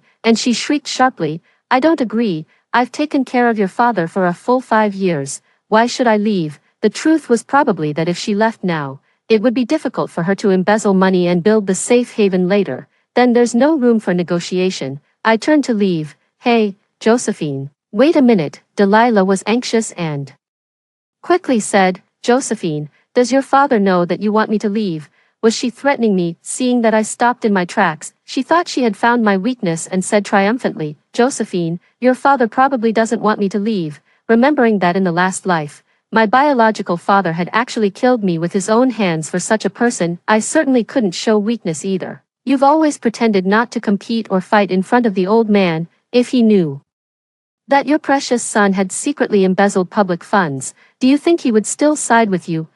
Delilah suddenly deflated like a punctured balloon and hesitated. Joseph clearly saw that his mother was compromising. He roared loudly, Mom, you can't give up on me. Once the apocalypse arrives, I'll die here. The policeman beside them looked at him like he was a fool, but it didn't matter. Cora stepped forward and took her brother's hand, whispering in his ear, the safe haven hasn't been built yet. Give me and Mom some more time, brother. You'll just have to suffer and stay here for a while. When the time comes, you can escape in the chaos, and we'll wait for you in the safe haven. I stood at the door and watched them perform this act of motherly kindness and filial piety. It must not feel good to be abandoned by your own mother. After a long time, Delilah came up to me with a look of resentment and said harshly, Josephine, we gave you a chance. Just wait to die of thirst, hunger, and be roasted to death by the sun later. The corners of my mouth curled up slightly, and I mocked, weren't you talking nonsense about the extremely hot apocalypse coming? Do you still have the time to curse me now? Hearing this, Delilah gritted her teeth and left silently. After I left, Cora said resentfully, Mom, are we just going to let that bitch go? Delilah said with a dark face, when the apocalypse arrives, that little bitch will definitely come and beg us, then we'll torture her properly. In the following days, the private detective kept sending me news about the mother and daughter. With my obstruction, they couldn't get much money from the old man either. They sold everything they could, including the house, car, jewelry, and bags. They also borrowed money from all their relatives and friends. In order to get the money smoothly, they offered very high interest rates. They also wrote all the repayment dates after the apocalypse. At the same time, they were frantically borrowing from online lending platforms. No matter what platform it was, whether it was formal or not, as long as they could borrow money, they would do it. Then Delilah and her daughter pulled off some really astonishing tricks. I was completely stunned when I saw them. Delilah actually sent Cora to go on blind dates. She specifically targeted people who were almost on their deathbeds, or fools and cripples, to cheat their betrothal gifts. The amounts ranged from several thousand to hundreds of thousands of yuan, and they accepted them all. They alternated between blind dates and engagement ceremonies every day. I was even afraid that they would accidentally reveal the truth. The promised wedding dates were all set after the apocalypse arrived. In their view, all these people would eventually die in the sudden apocalypse. Even if they were lucky enough to survive, they definitely wouldn't have the ability to find them again. In order to speed up the process of getting money, my stepmother, Delilah, actually resorted to sleeping with others for money. Delilah was indeed very charming. Back then, the old man was even willing to give up the company just to let her into the family. According to the private detective, she initially only did this outside the house, but as time went by, she became more brazen. She put sleeping pills in the old man's food several times and even brought other men back home directly. Now that I know about it, I wonder if Delilah will still be so lucky not to be discovered. Based on the exclusive information from the private detective and with the help of the 360-degree omnidirectional surveillance, I let the old man witness the extremely flirtatious scene of Delilah with other old men with his own eyes. The old man was so angry that his face turned blue, and he almost couldn't catch his breath. He mercilessly drove Delilah and her daughter out of the villa, but at the same time, due to the great shock, he had a heart attack and was sent to the hospital. The moment he killed me in the last life, the father-daughter relationship between us vanished into thin air. Let him spend the rest of his life alone in the hospital. This is the last bit of kindness I have for him. Next, I'm going to deal with these running moths. As expected, the two of them went to the carefully renovated Apocalypse fortress they had built. Several solar panels were installed on the roof, and there were dozens of large and small refrigerators and freezers. The heat insulation, refrigeration, and water purification systems were all in place. Half of the rooms in the villa were filled with clean drinking water and food. The mother and daughter were now sitting in the villa contentedly, enjoying the delicious food leisurely. In 3 days, the extremely hot apocalypse would arrive. I guessed that for the sake of safety, they wouldn't go out anymore. Their good days were coming to an end. I immediately took the next step. I informed the victims of their fraud about the truth. And by the way, I spread the word that they were in debt and planning to run away with the money. I also accidentally revealed the address of their so-called safe haven. 2 days before the apocalypse arrived, dozens of people gathered outside the safe haven. After asking each other around, it turned out that all these people were Cora's prospective fiancés. When they learned that this luxurious villa in front of them was built with their betrothal gifts, everyone's eyes turned red instantly. They rushed towards the safe haven recklessly, demanding an explanation. "You little bitch, how dare you cheat me? Get out here, I'll skin you alive. Give us back our money." Delilah and Cora refused to come out. Inside the house, the two of them were still feeling pleased with themselves. "Do you think you can break into the Apocalypse fortress that we spent a lot of money building?" The crowd called the police. After the police's violent breakthrough that lasted for 3 hours, the safe haven fell. The mother and daughter were completely stunned, and their faces immediately turned ugly. "Mom, didn't you say they couldn't break in? What should we do? What should we do?" The two of them still tried to escape in the chaos. The group of old men and creditors swarmed up. They punched and kicked them, venting their anger. They still stubbornly shouted frantically, "I'm not going anywhere. The apocalypse is coming, and all of you will be roasted to death. Let me go. I don't want to die. If you let me go, I'll share the supplies with you." "It hurts. It hurts. Stop hitting me." The scene was in complete chaos for a while. I mingled with the crowd watching the commotion in the distance. When the police pulled the two of them out, the mother and daughter were disheveled, with bruises all over their faces. They were arrested by the police on suspicion of fraud and illegal fundraising. Back at the police station, the two of them still kept saying that the apocalypse was about to arrive. Everyone regarded them as crazy people. I also followed them to the police station, taking advantage of my identity as a relevant person. I found an opportunity to talk to the two of them. "Delilah, I also have a secret to tell you.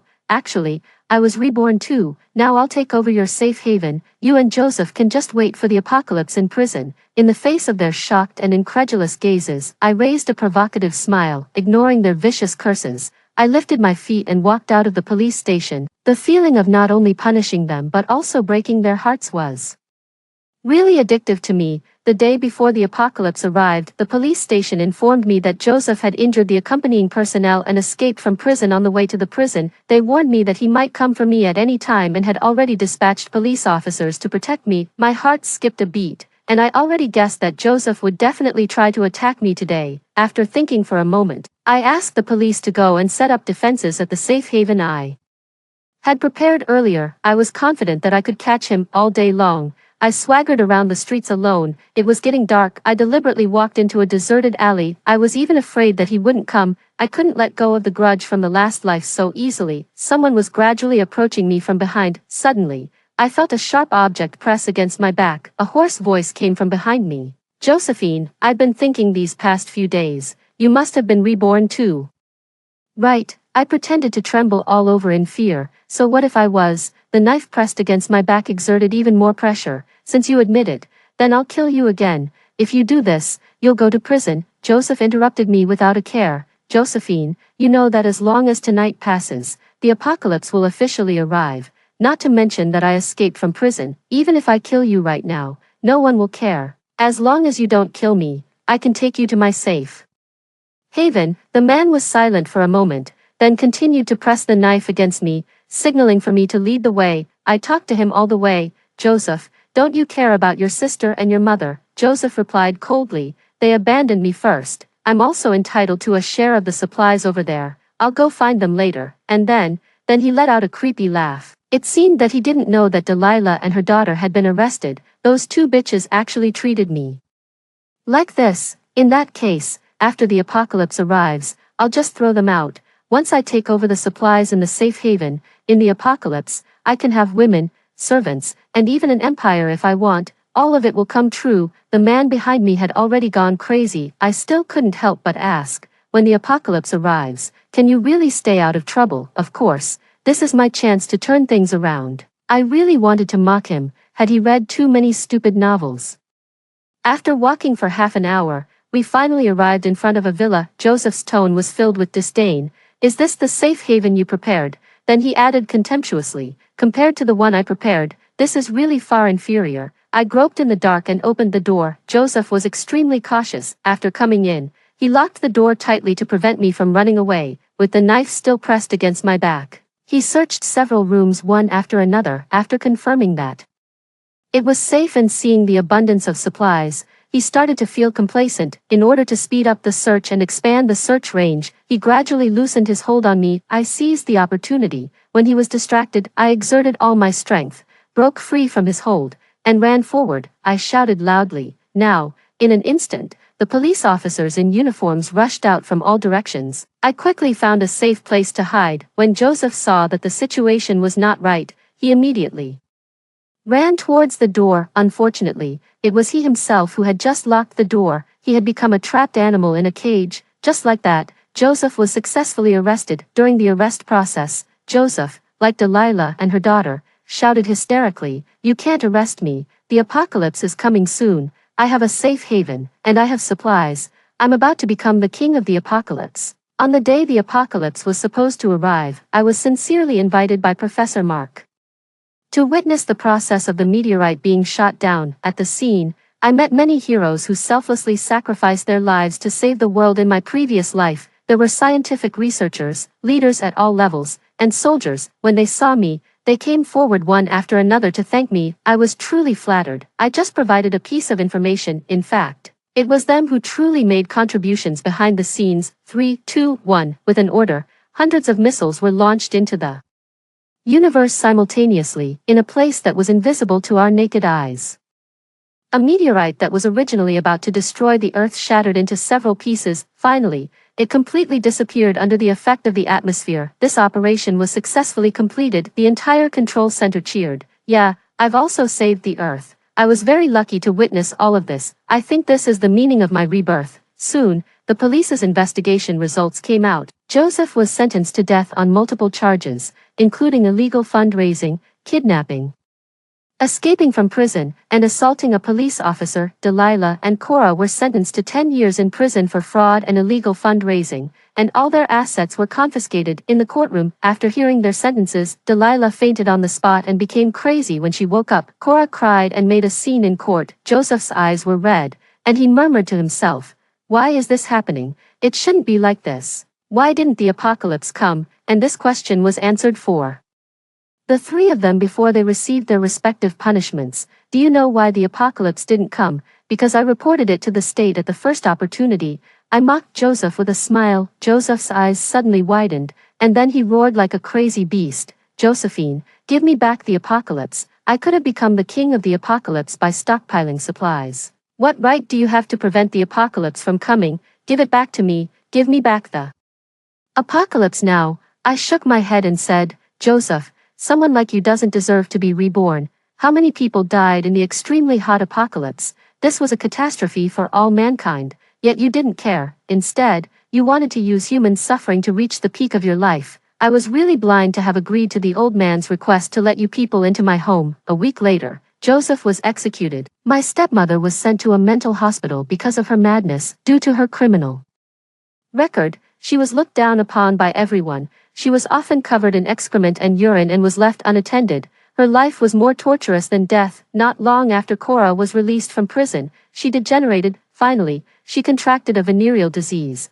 Her body festered, and she died in a corner where no one cared. As for me, because I reported the information about the apocalypse to the state, I successfully prevented the apocalypse from coming and was awarded the first-class merit. The stock price of my company soared as a result, reaching another peak. I donated the surplus supplies stored at home to poor areas. I established a foundation to fund national scientific research projects. Extra 1. The extremely hot apocalypse in the previous life. The news broadcast kept repeating, recently, our country has once again experienced extremely high temperatures. The temperatures in many places have far exceeded historical extremes. 15 provinces across the country have issued red high temperature warnings. The highest daily outdoor temperature in our country will rise above 59 degrees, and the highest nighttime temperature will reach 42 degrees, which is a full 15 percentage points higher than last year. Since the atmosphere was completely damaged by an unknown substance, a super big sun appeared in the sky. The sun was scorching, baking the earth. People were panicking, and rumors were spreading everywhere. In areas directly exposed to the sun during the day, the air temperature reached above 59 degrees. Humans began to rest during the day and go out at night, but such days didn't last long. The temperature suddenly soared, and the outdoor temperature reached 80 degrees, almost boiling. The power supply across the country was also declared to be in an emergency. The scorching sun combined with the power outage. This terrifying and huge crisis soon swept across the globe. It was like a furnace on earth. Death, diseases, and even plagues all came one after another. The corpses turned red, and all the organs were cooked, emitting a strange smell. With just a swipe of the hand, the skin and flesh could be easily separated from the bones. In less than half a day, the body would evaporate into a well-cooked mummy. Order collapsed. Human willpower and moral sense became extremely weak at this moment. Extra 2. Joseph. When the apocalypse arrived, that bitch Josephine actually drove us out. I had no choice but to take my sister and mother and frantically raid supermarkets. Even so, the supplies we got were still very scarce. The high temperature weather annoyed me so much, I couldn't help but fantasize that if only I could be reborn, then I could stockpile a large amount of supplies. Seeing that there was very little food left, suddenly, an evil thought took root in my mind. I found my sister and mother. The food and water at home are almost gone. We'll have no choice but to die then. I have a way for us to survive. While Josephine was out looking for supplies, I secretly took them to see Jonathan. My mother pretended to be pitiful in front of him, played the victim, and whispered in his ear, "He actually let us in. Jonathan is not a good person either. He actually watched as we killed and dismembered Josephine." Unfortunately, the supplies didn't last us a few days, so we had no choice but to turn our attention to that old bastard Jonathan. It's really ridiculous. He begged us to spare him before he died. The moment we killed Josephine, he should have understood that it would be his turn sooner or later. I never expected that my only relative. We can't hold on much longer. Now the nighttime temperature has also started to reach 59 degrees. It feels like flames are about to burst out of my body. Why are my hands and legs so wrinkled? If only I could be reborn. This thought kept repeating in my mind before I died. Rebirth, rebirth. Extra 3. Josephine. On the night I was reborn, I couldn't fall asleep all night. I spent half the night planning what useful things I should stockpile, but there was a question that kept lingering in my mind. Can I really stay out of trouble in this apocalypse? In the end, I decided to report it to the state. This disaster could be avoided by mankind. Story 2. My cousin Arya, who lives with us, seems to embody a saintly persona. As the extreme cold apocalypse approached, she announced in the community chat that our house had food. Neighbors, blinded by hunger, swarmed our door, and she gave away all our food.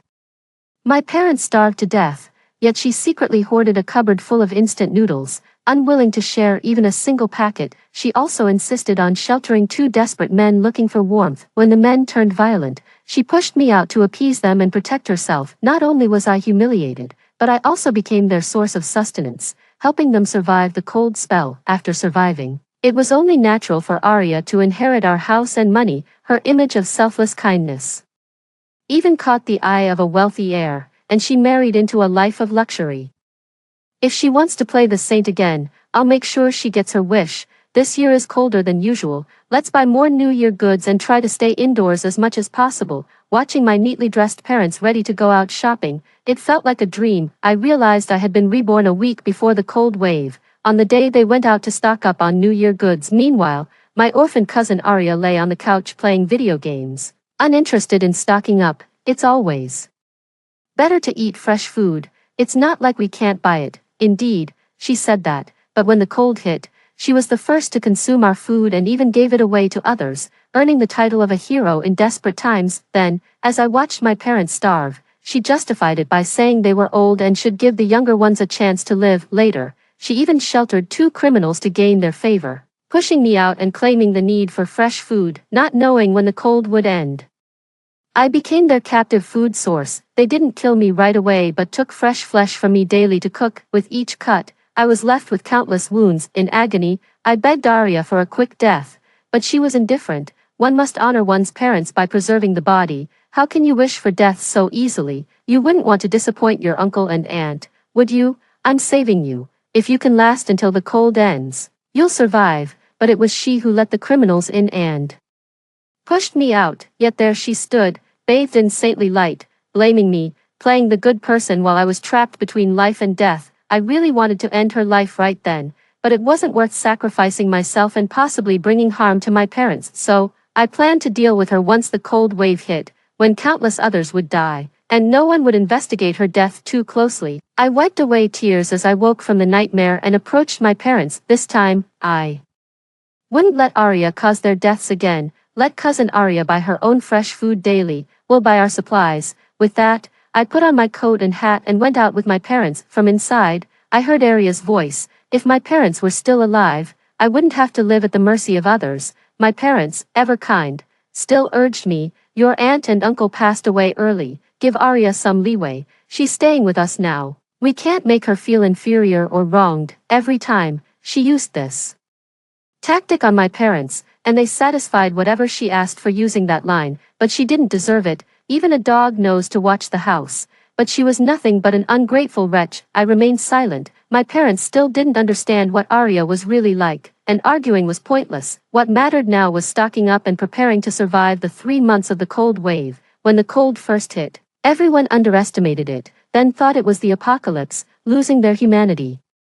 But the cold only lasted 3 months. Surviving that was all that was needed. Those who committed atrocities during those months could start anew once it passed. The snow covered all sins, but why should those who did evil thrive on the bones of others? This time, they would pay with blood for blood. To appease Arya, my parents bought her a bunch of her favorite snacks. I ignored them, focusing instead on our survival. My self-sufficient contacts arranged to buy meat and vegetables, having them delivered to our house in the middle of the night. In such cold weather, people are reluctant to deliver at midnight, but I persuaded them with a generous payment. We live on the first floor and paid extra for a garden and a basement when purchasing the house. While my parents and Arya were asleep, I had everything moved to the basement. The basement is usually used for storage, and family members don't typically go there, so they won't find out. It's mostly filled with Arya's junk. Over the years, she suddenly wanted to learn the piano, then the guitar. She always wants to follow whatever others are doing, no matter the cost, and throws a fit if she doesn't get her way. She complains about being mistreated by her uncle and aunt if she doesn't get what she wants. In the end,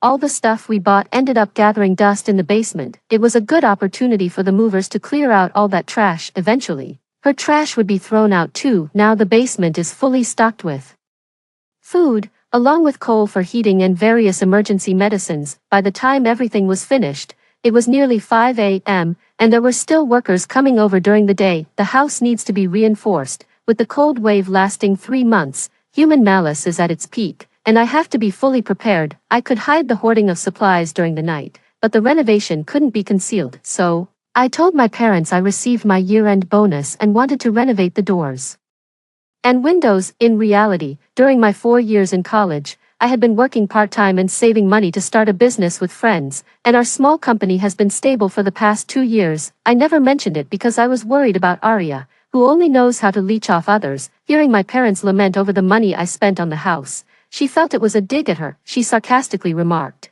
"The money and house left by my parents are enough to support me, and besides, jobs aren't that easy to find. You've only graduated for 2 years. How could you have so much money? It wasn't earned through shady means, was it? Don't end up embarrassing your uncle and aunt. I wouldn't want to live in a house renovated with dirty money." Upon hearing this, I was furious and grabbed her by the collar and dragged her outside, throwing her out like a stray dog, and even slapped her. "You freeload in my house and never chip in, but your mouth never stops running." Disgusted.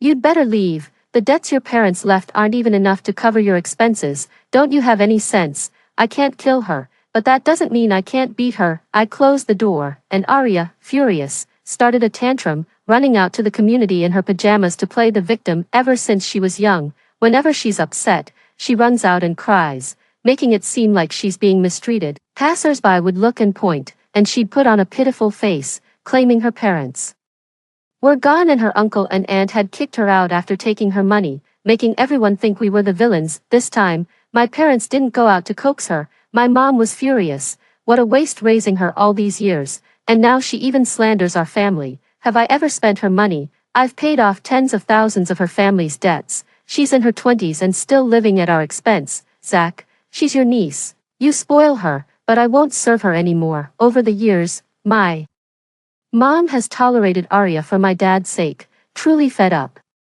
My dad is also helpless, if not for the blood relation, who would want to be this scapegoat. As for whether Arya's parents left anything, honestly, her family was dirt poor, and after they died, all that was left were debts. There was only a dilapidated house that sold for a few tens of thousands, not even enough to pay off the debts. If it weren't for my parents' pity, and no other relatives willing to take her in, who would care about her? Who knew that after all this, she would turn on them like an ungrateful wolf? Eventually, Arya, freezing outside, shamelessly came back. She still put on a proud facade. "After the new year, I will find a job and move out. I won't bother you anymore." She even bought a few boxes of instant noodles, planning to stand tall and fend for herself. Hilarious. She's said this hundreds of times before. Does she even believe herself? But she won't survive past the cold wave anyway. The night the renovation was completed, a heavy snow began to fall. At first, everyone thought it was just a bit colder than usual this year,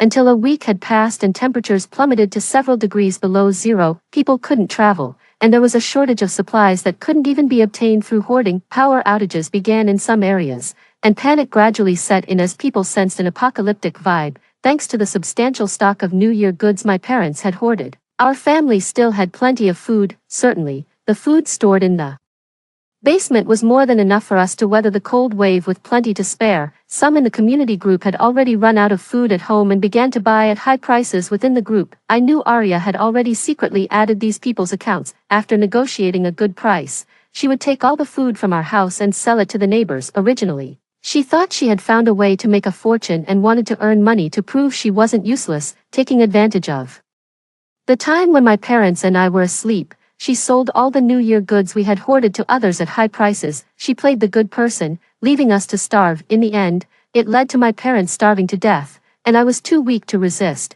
which allowed her to take advantage of us. This time I got ahead of her. While she was in the bathroom, I moved all the food she had hidden in her room out. It was several boxes of instant noodles she had prepared to show us she wouldn't eat handouts. Along with a bunch of snacks, I moved all the instant noodles and snacks outside and messaged everyone in the group, "Anyone who's run out of food at home, come to my house to pick it up. I have plenty to share for free." With my offer of free food, who would want to pay high prices? By the time Arya finished in the bathroom and came out, the last packet of noodles had been taken. She saw the group message but didn't realize that the food I was giving away for free was what she had hidden. "It's only my fault for cutting off her source of income," she furiously accused me. "Grace, are you out of your mind? Everyone's short on food, and you're just giving it away for free." I feigned surprise. "We're all neighbors, aren't we supposed to help each other in times of crisis, rather than profiting from disaster by selling at high prices? Weren't you always nice to the neighbors? Why are you so stingy now that lives are at stake? Should I tell them my cousin doesn't want to give it away?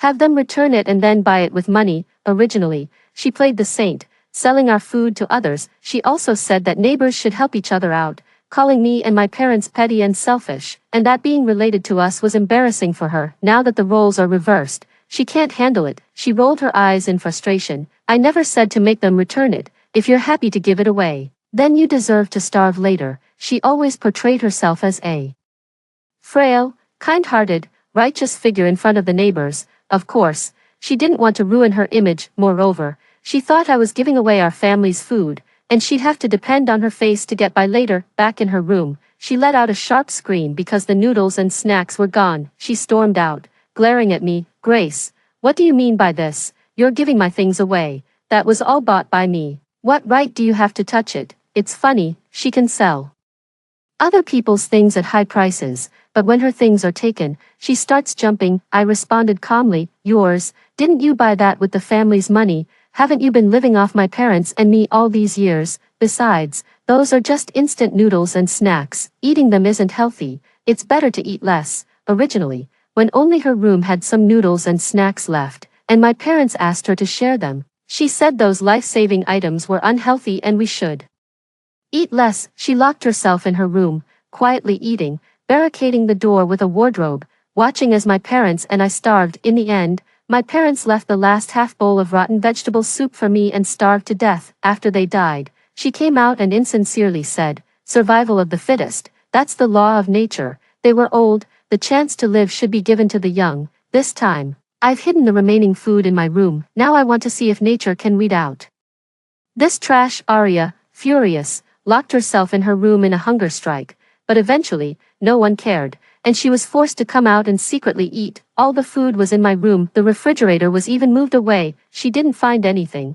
not even rotten vegetable leaves, and when she sneaked into my room, I mistook her for a thief and beat her up. I turned on the light and was shocked to see Arya, her face bruised and swollen with resentment. Well, I was just pretending. Oh, it's you, cousin, I said. I thought you were a thief.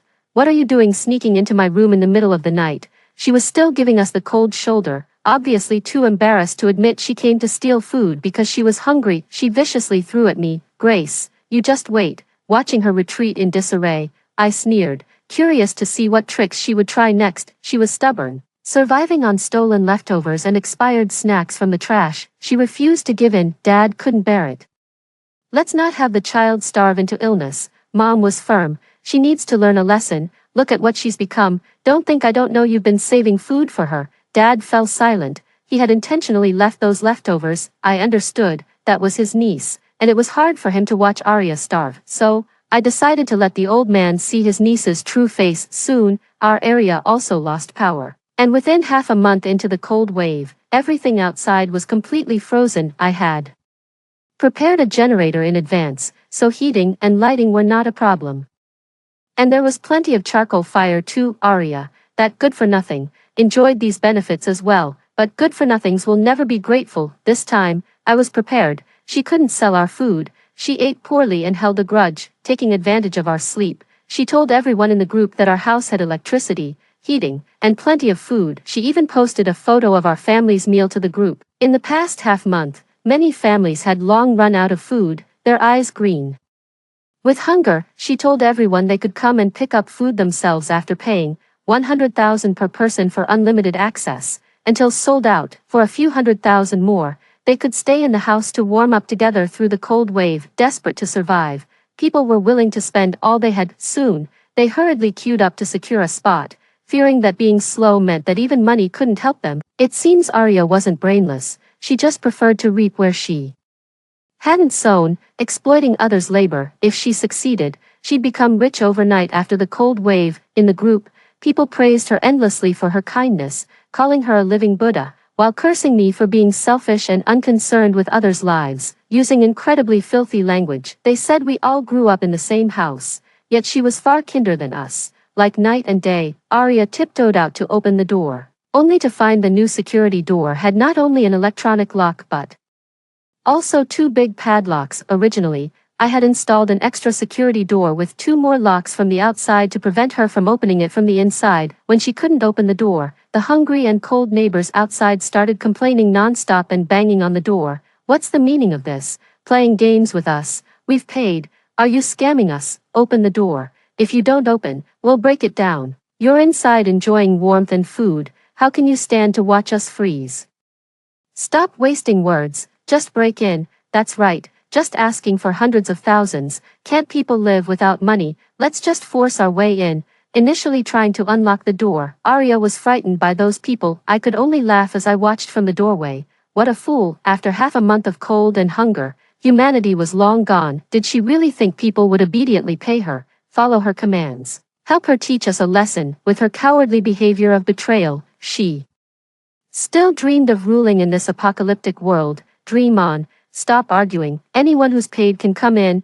Why are you smashing the door? I remember you didn't pay, did you? No smashing allowed. But who would listen to her feeble words? Several men, driven mad by hunger, even resorted to using axes and saws. She screamed in terror, intending to hide back in her room. But as she turned, she saw my parents with grim faces and me, looking cold as ice. My dad, furious, said, "You knew very well we only had enough food at home for a few days, just for our family, and yet you dared to do this. You're just like your parents, ungrateful and treacherous." Indeed, Arya's parents had caused a car accident after running away with a huge amount of gambling debt and money swindled from all their relatives. Our family also got swindled out of all our savings, and yet we had to be magnanimous and take care of this bad seed. We've kept quiet all these years to protect her self-esteem, and she really thought she was doing us a favor. Arya, already feeling guilty, was filled with resentment after hearing my dad's words. "You took our house and money and still mistreat me, now insulting my parents too.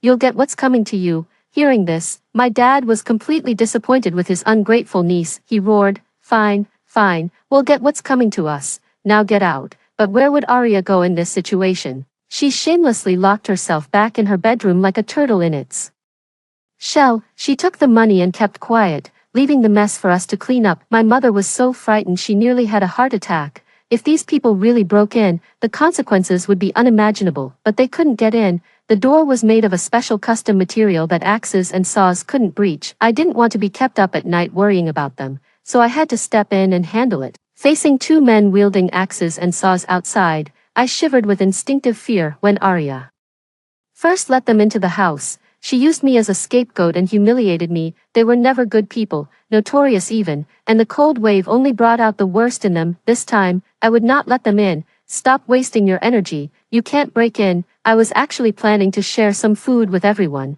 I meant to have my cousin distribute it after sorting it out. Who knew she would take money from you all behind our backs? Just go back for now, and once it's sorted, I'll have my cousin deliver it to you. These people, eyes red, neither believing nor willing to leave, were like wild beasts wanting to break in and devour us. 2 fierce men shouted, "Who are you trying to fool? Took the money and not acknowledging it. Want to trick us into going back? Think again. Wait till I get in there. I'll kill you too." I coldly told them. "What are you barking for? Idle and causing trouble. Do you even have 10,000 to gather? You haven't paid, so what are you shouting for?" Arya took the money. "It has nothing to do with me. If you want the food, wait for Arya to deliver it. If not, keep smashing." After a while, too cold to endure, they grudgingly retreated, cursing as they went. Once they left, Arya came out of the room, pointing at me and accusing, "Grace, what do you mean? You want to give away the food and have me deliver it? You're just targeting me, trying to get me killed, right?" My parents just watched her coldly, not intending to help. I replied coldly, "Aren't you the one who took the money? Isn't it you who wanted to sell the food? Who else should deliver it if not you? If you don't handle this properly, do you think the neighbors won't beat you to death when they break in? It's all because of you. Now we have to give up our food to stay safe. We don't know how long we can last after sharing the food. Just go after it's done." Arya was not convinced, but suddenly she seemed to agree reluctantly. "Fine, I'll deliver it." She must have been scheming something else. I gave my parents a reassuring look, went inside, and moved all the food from the refrigerator and the prepared holiday goods out. Even the sunflower seeds were divided into several portions. Arya, like a looter, supervised next to us, fearing we might hide some food, but she didn't even glance at the dusty entrance to the basement. filled with junk she had thrown in there. Her mind couldn't fathom that there was plenty of food inside. After dividing the food, I kept 3 portions for us, and handed the rest to Arya. Go deliver it, that's all there is. She swiftly took it, wrapped it up tightly, and headed out. Mom and Dad looked skeptical. Can she really be trusted to deliver something so obediently? Normally, asking her to do anything is like asking for her life. We've given all our food away. What will we do when it runs out? I opened the door and intentionally sighed. What else can we do? With all her fuss, they won't leave us alone. Let's just consider it as averting disaster. Throughout our complaints, Arya didn't respond at all, which was uncharacteristic of her fiery personality. It was only when I opened the door that she revealed a malicious and smug smile to us. 2 shadows that had been lurking outside seized the moment to burst in. I calmly smiled and pressed the remote in my hand, instantly electrifying the door. Arya and the 2 men were instantly stunned and fell to the ground. I knew things wouldn't be so simple. Arya really thought she was the only one with a brain. Mom and Dad were terrified, almost out of their souls, and hurriedly helped me throw them out. After closing the door again,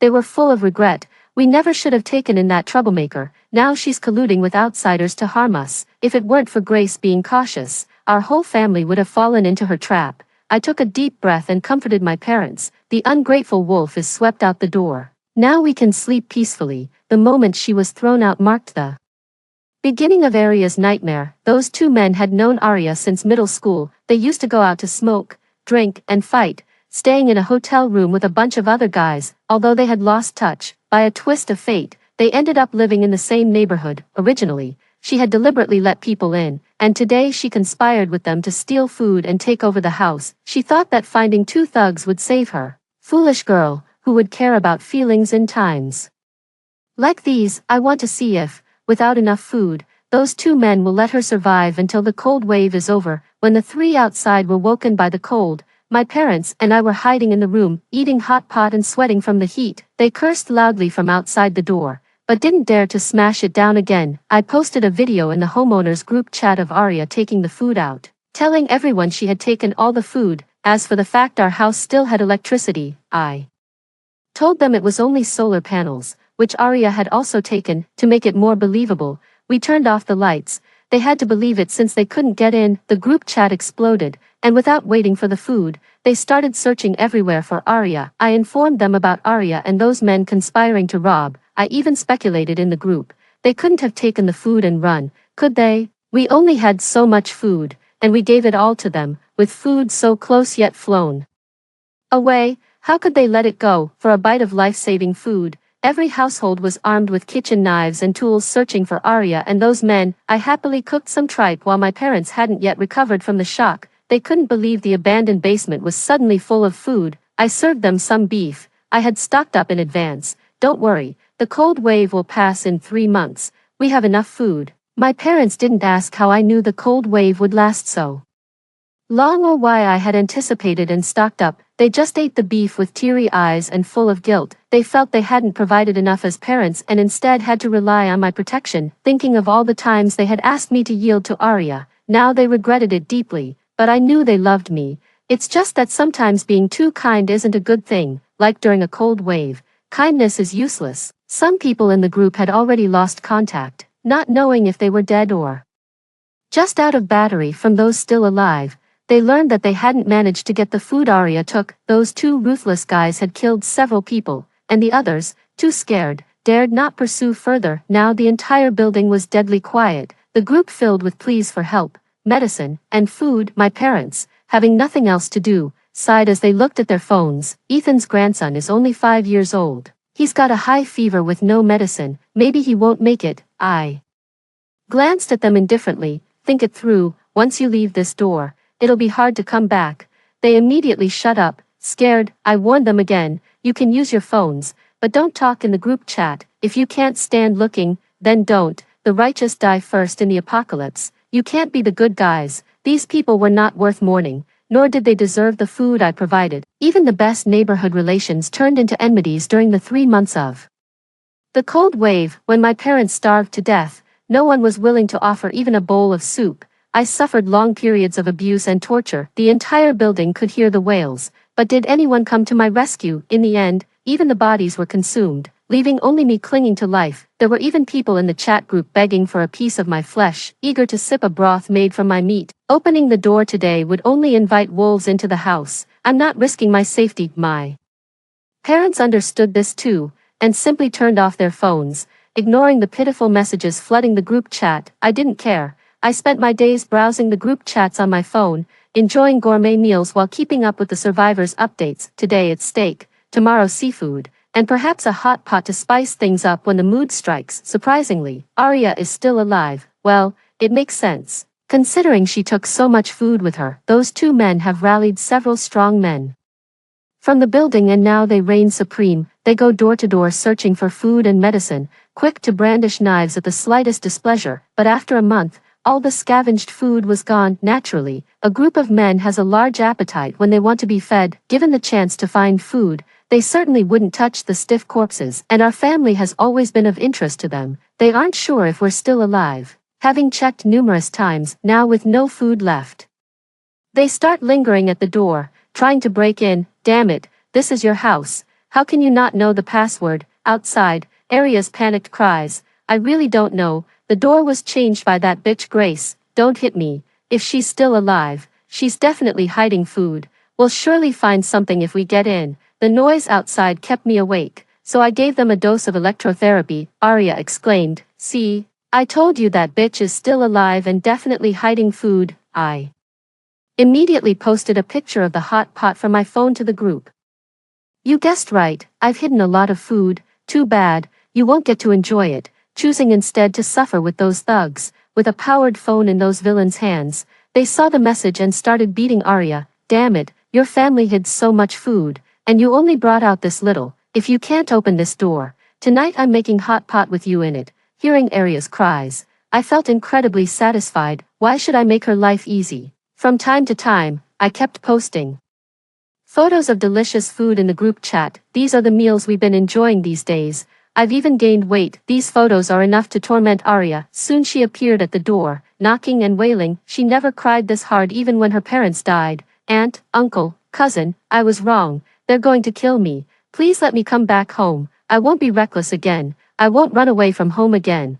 Please open the door. My parents simply hid in their room, out of sight, out of mind. I went to the door, saw the shadows lurking in the hallway through the monitor, and smirked coldly. As expected, a leopard can't change its spots. I pretended to be soft-hearted. Cousin, if you realize your mistake, I'm not unwilling to let you come back home, but you won't help outsiders harm our family again, right? She glanced in the direction of the hallway, her face swollen and fearful, and nodded frantically. Yes, I won't. I know I was wrong. Please open the door. I believe she truly wants to come home and truly regrets her actions, but under the current circumstances, she also truly wants to betray us all. I deliberately tossed a piece of raw meat from the locked window. I still can't trust you. I can only give you a bit to eat. Arya, not knowing how long she had been hungry, grabbed the raw meat and tried to gnaw on it. The group hiding in the corner, seeing the food, couldn't help but rush out to fight over that piece of meat. Watching them scramble for the raw meat disgusted me. Through the door, I pretended to be angry. Arya, you're deceiving me again. I won't trust you anymore. Arya, who didn't get a bite of the meat, looked utterly desolate, her disfigured face even more grotesque. She pounded on the broken door, cursing, Grace, if you don't save me, you and your family will have no peace. You all bully me. My parents' spirits will never forgive you. Be careful, they might come for you. I chuckled. I don't know if they'll come to settle scores with me, but you'll be reunited with your parents soon enough. She looked at the men fighting viciously over a piece of meat, shrinking in fear. She knew all too well what they would do once they ran out of food and couldn't break down the door. It seemed they had already tasted human flesh. Otherwise, Arya wouldn't be so terrified of being turned into hot pot ingredients. Indeed, the food they had wouldn't last more than a month. There was still over a month to go. They were in for a tough time. I threw a small chicken out of the door and window while they were scrambling for it, reminding them, the cold wave is far from over,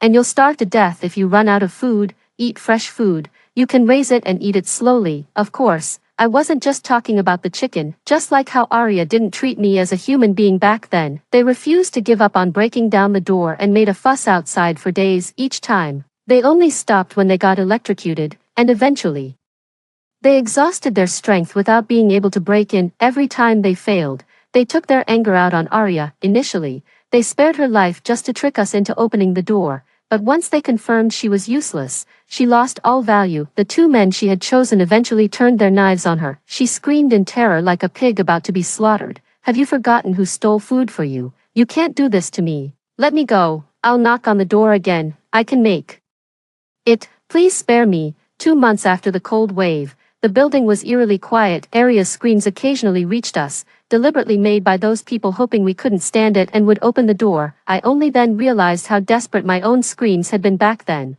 but Arya just watched, unwilling to grant me a quick end. A week later, Arya could no longer scream. I opened the small window in the door, and they immediately dragged Arya out for me to see her pitiful state, hoping I would soften and open the door. She was covered in blood, not a spot on her was intact, pitted with holes everywhere. They outnumbered her, and her situation was even worse than mine had been. She wouldn't live much longer. In desperation, Arya looked at me and pleaded, "Kill me, please. Give me a quick end." I sighed with pity and threw out a box of anti-inflammatory and hemostatic medicines. One's body and hair are inherited from one's parents. How can you give up on yourself, cousin? You must hang in there. I'm doing this for your own good. You can survive if you just get through the cold wave. Arya's face twisted with resentment. "Grace, you bitch, I hate you.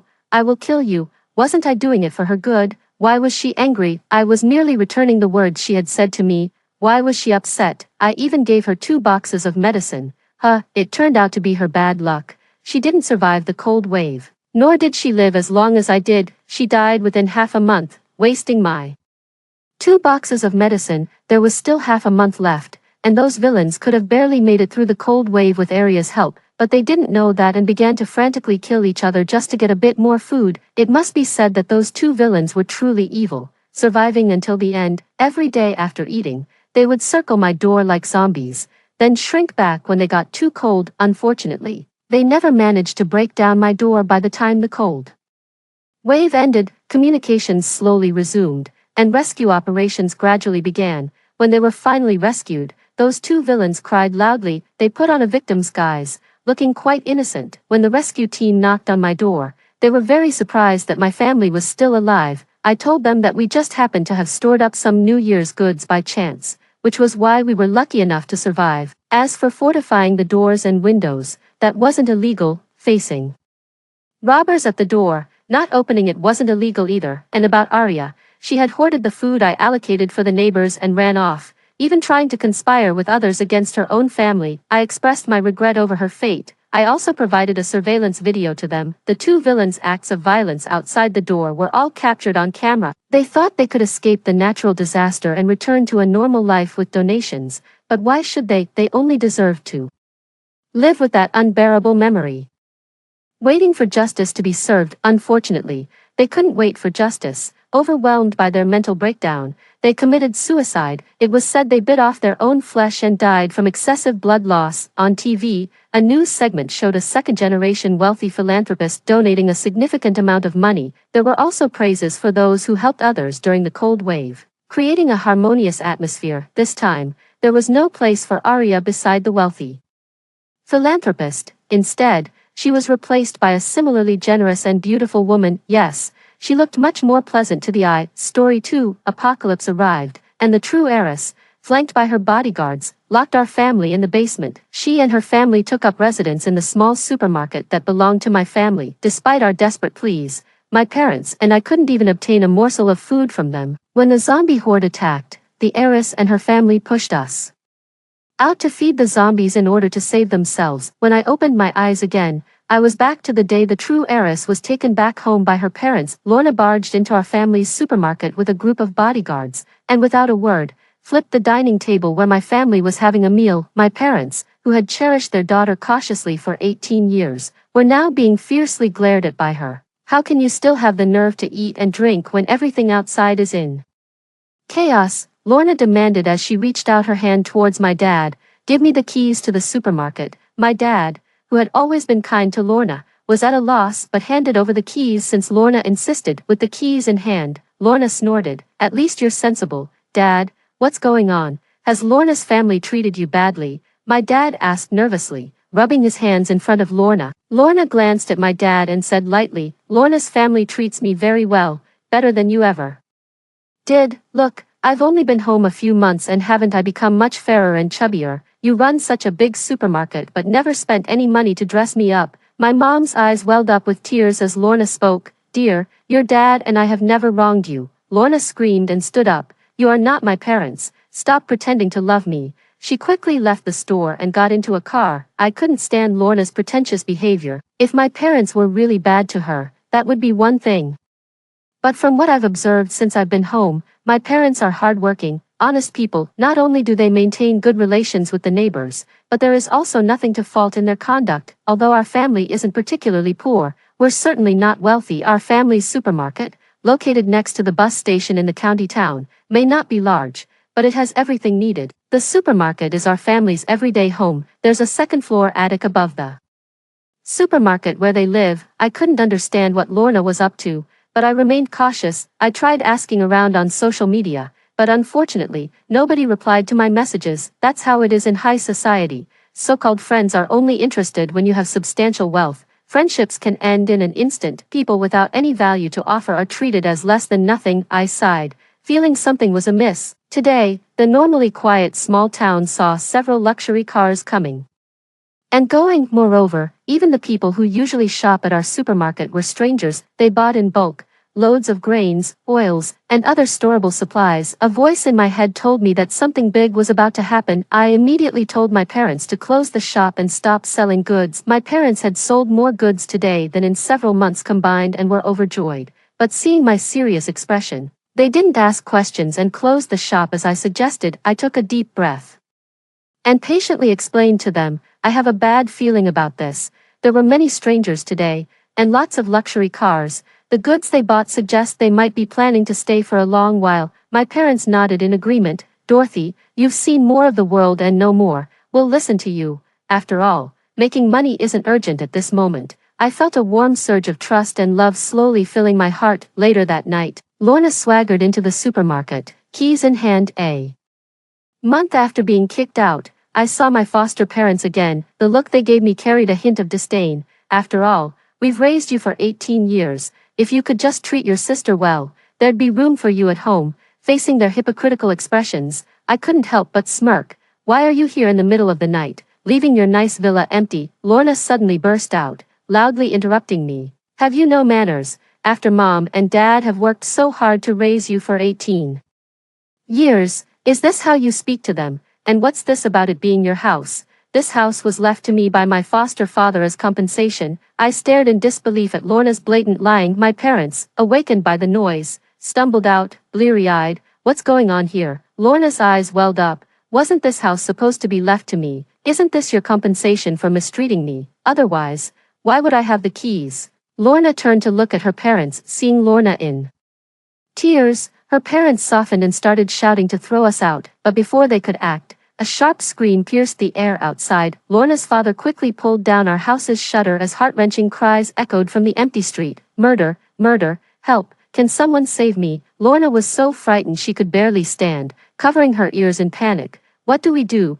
The zombie outbreak is real." I glanced out the window, where the woman who had been attacked was now motionless. Within a minute, she staggered to her feet. Even with her stomach torn open, she stood as if resurrected and started walking towards our supermarket. "Turn off the lights," I yelled. Lorna's father, from a high position, quickly ran to turn off the main power switch. The house plunged into darkness. I drew the curtains and my parents lit some candles on the shelves. That's when I had time to consider what Lorna had said. Zombies. The M-Country's lab was breached by humans. I overheard it at a banquet, but by then it was too late to fortify our house, and almost everyone who was unprepared drove to the countryside or less populated areas. Lorna's father, exhausted, took off his clothes and sat down. Thankfully, we made it. My parents didn't say much about their sudden visit, perhaps because Lorna's family had indeed raised me well. The 6 of us settled into the cramped house. As the situation outside worsened and the infected numbers grew, we dared not make a sound. 2 weeks into the zombie outbreak, we lost power and water. Had it not been for the small supermarket we run, we probably wouldn't have survived even a month. After dinner one night, I lost consciousness. When I woke up, I found my parents and I locked in the basement downstairs. No matter how much we shouted, no one responded. After what seemed like days without the strength to even move, Lorna finally came down, her mouth greasy from food, her malicious nature restored. This damn apocalypse, who knows when it will end? The food in the store is running out, and I don't intend to share it with others. You won't die unjustly, one cuckoo taking over the nest, making me suffer for 18 years, the other two, so poor that he wouldn't even buy me a bag, she lamented. Why have children if you can't afford them? Just die. I don't know how much time passed, but eventually, my parents and I were carried out by Lorna's family and thrown into a crowd of zombies. We had already become so thin, just skin and bones, that the zombies only nibbled on us a bit before turning away. Indeed, even the zombies weren't interested in us, I thought to myself with self-mockery, and then I lost consciousness. I was reborn. Dorothy, come meet your future sister, my foster father said cheerfully as he pushed a pale, thin girl in front of me. I had always known that I wasn't their biological child. Now that their real daughter had returned, I naturally had to give back her place in my previous life. I didn't talk much. Instead, I went back to my room to pack my bags. Seeing this, Lorna couldn't stop crying. She threw herself at the feet of my foster parents, sobbing, "Does sister dislike me? Maybe I should just go home and not bother her anymore." A few words were enough to make my foster parents impatient to kick me out of the house. This time, Lorna indeed started crying in front of me. I quickly cradled her face, carefully wiping away her tears. Then under our parents' watchful eyes, I gently took her hand and led her to my closet. "These clothes are all yours now. What else do you like? I'll take you shopping at the mall in a bit." Seeing Lorna's stunned expression, her mother handed me a bank card. Without thinking, I took the card. "Mom, don't worry, I'll make sure to take my sister shopping at the mall. I'll buy her everything she likes." I took Lorna to the mall, and after visiting a few luxury stores, we went to look at furniture. "I heard Dad bought you an apartment. Is there anything you like? We can buy it today." After saying this, I nervously covered my mouth and looked at Lorna. "You must not tell Mom and Dad. They wanted to keep it a secret from you. Pretend you don't know." "Okay," Lorna nodded, and together we bought many home appliances. We even selected the furniture. I smirked and filled in an address in a high-end residential area. After dealing with Lorna, I hurriedly took a taxi to meet my biological parents. In my previous life, we lived miserably. This time, I would not let history repeat itself. They started crying as soon as they saw me, just as I was about to speak. My dad said, "Dorothy, your mom and I are thinking of selling the supermarket. How about we move somewhere nobody knows us?" I was thrilled. Perhaps they had also been reborn. After all, in my previous life, I had suggested they move, but they didn't want to leave because of their attachment to the neighbors and the memories. "Dad, do you know something?" I asked. Tears welled up in his eyes as he gently patted my hand. "I'm sorry. I didn't protect you well. Listen, the world is about to change." I quickly interrupted him. "I've been reborn too, Dad." I later found out that my entire family had been reborn. The day I came back, I had used my savings to rent a house in a villa area, home to many from the entertainment industry, with good security and privacy. For the next few days, I took Lorna out shopping, satisfying not just her vanity but mine as well. I was responsible for the purchases, and my parents handled the logistics. We lived peacefully for several days, and I gradually let go of my worries, but I didn't expect things to go awry. That night, after organizing a small portion of supplies at the villa, I was ready to head back to Lorna's family's place. As soon as I entered their home, I saw the three of them standing there, arms crossed, all staring at me in unison. I had a bad feeling inside, but I still braced myself and walked in. "Mom, Dad, why haven't you gone to bed yet?" Lorna's father snorted coldly. "I was unaware that you have been doing all these things behind our backs." Lorna chimed in, "Yeah, sis, if you don't like me, just say it. Why did you have to take away the things I like?" Hearing this, I felt a bit relieved and looked up at her, puzzled. "When did I ever take your things?" Lorna's mother showed me her phone. "You've been quite close with that young man recently, haven't you? How could you keep such important matters from your parents?" Lorna's mother gently patted my shoulder. "I know you and Andy have grown up together like childhood sweethearts, but now," she glanced at her obedient daughter sitting next to her, then back at me. "After all, the person engaged to be married is our daughter Lorna, who is now back home. The marriage alliance should rightfully involve Lorna." Relieved, I quickly reassured Lorna's parents. "Mom, Dad, rest assured, although Andy and I grew up together, We've never really seen each other in that way. Even if the sky fell, Andy and I would not end up together. Tell your sister not to worry. Andy doesn't have a girlfriend. If she likes him, she should pursue him. Lorna looked at me resentfully. Then why do you hang around Andy if you don't like him? You even asked him out for meals. I can't even get a date with him. Getting close to Andy was, of course, to secure supplies for turning the villa I rented into a fortress for the apocalypse. But how could I possibly tell them that? So I told a lie. Little sister might not know, but actually, Andy has been wanting to ask you out for a meal for a while now. He's been meeting with me just to find out what you like. In a few days, he'll probably ask you out himself. Lorna was thrilled to hear this, and seeing her so happy, Lorna's parents also showed rare smiles. When Lorna's parents were happy, so was I. After Lorna went back to her room, Lorna's mother stayed behind to talk to me. She patted my shoulder approvingly. Dorothy, you handled that very well. True to how we raised you, you really have the knack for this. Lorna's mother handed me a bank card. Your sister has been used to tough times since she was little and lacks a sense of security. Try to spend more time with her. And here's some pocket money from Mom. Don't forget to buy some things you like as well. I took the bank card, nodding repeatedly to assure Lorna's mother. I went back to my room with the bank card and immediately transferred a deposit to Andy. It felt like the heavens were literally raining coins on me. I want all materials to be explosion-proof. Of the highest security level, install an electric grid outside the villa, and reinforce the gates and walls. Andy quickly replied, don't worry, their family is very reliable. Calculating the days, there were less than 2 weeks left until the zombie outbreak. Had listed my parents' house on a second-hand platform for sale, but since it was located in a small town, hardly anyone called to inquire. People in town were all thinking of moving out, while those outside wanted to come home but couldn't. This made my parents very anxious, and I had to reassure them, don't worry, Mom and Dad, once news of the zombie outbreak spreads, rich people will naturally come to buy the house. By then, we might even make a hefty profit. Nearly half of the goods from our family's supermarket had been moved to the villa, and I had cleared several shelves, leaving only a few to maintain appearances. The appliances bought earlier from the mall, like refrigerators, air conditioners, generators, and drones, had all been installed at the villa. During the day, my parents sold goods in the supermarket,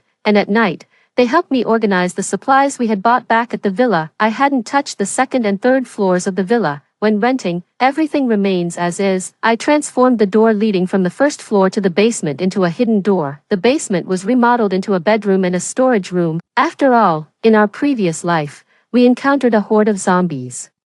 Before our demise, if zombies really could traverse thousands of miles and break through homes, then the basement is undoubtedly the safest place. I spent every day ordering supplies online, transporting them, and organizing them. I was incredibly busy. Meanwhile, Lorna was preoccupied with meeting up with her beloved brother Andy and didn't have time to bother me. Days passed by just like that, until one evening when I came home and happened to run into Lorna's family packing their bags. What's going on, Mom, Dad? Lorna's father looked at me strangely and said, it's nothing, Lorna just wants to go out and play, and we're helping her pack. The whole family looked as if they were fleeing from something, but I decided to turn a blind eye. Are you going too, sister? Lorna deliberately got close to annoy me.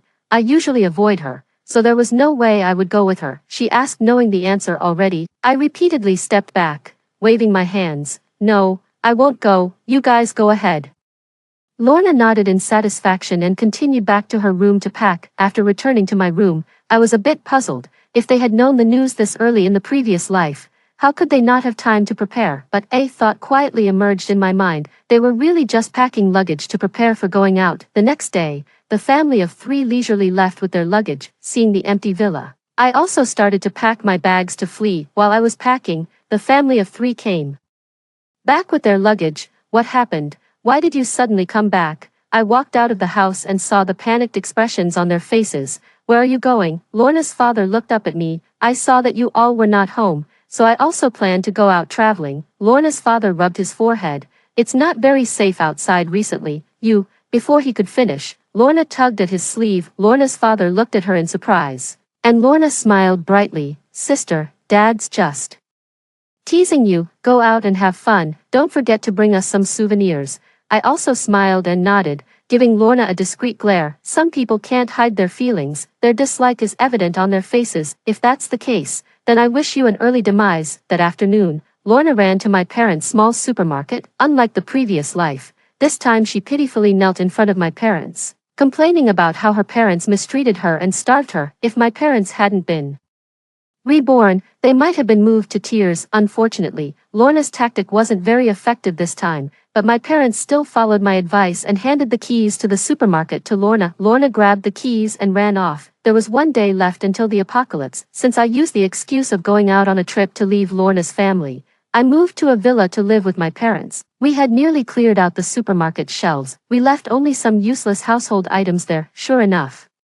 that night, my parents received a call from Lorna. "Where did you all go?" Lorna cried frantically on the phone. "Where did you put all the food and water from home?" Seeing that my parents remained silent, Lorna seemed to realize something. Suddenly, her tone softened. "Woo woo woo, Mom, Dad, I'm sorry, I didn't mean it. I miss you so much. Can you bring some food and water to the store to see me? I'm so hungry, please." At my cue, my parents repeated the lines I had prepared for them. "Lorna, don't cry. Mom and Dad are on their way back with food. Just wait for us," they said. Lorna, through her tears, managed a smile and a nod before hanging up the phone. After the call, I couldn't wait to check the home surveillance and saw Lorna's family looking out the window with somber faces. The zombie outbreak started late at night, and it was almost time. Lorna's family was still incessantly complaining. Lorna's mother walked past several shelves. "Look what this store has left.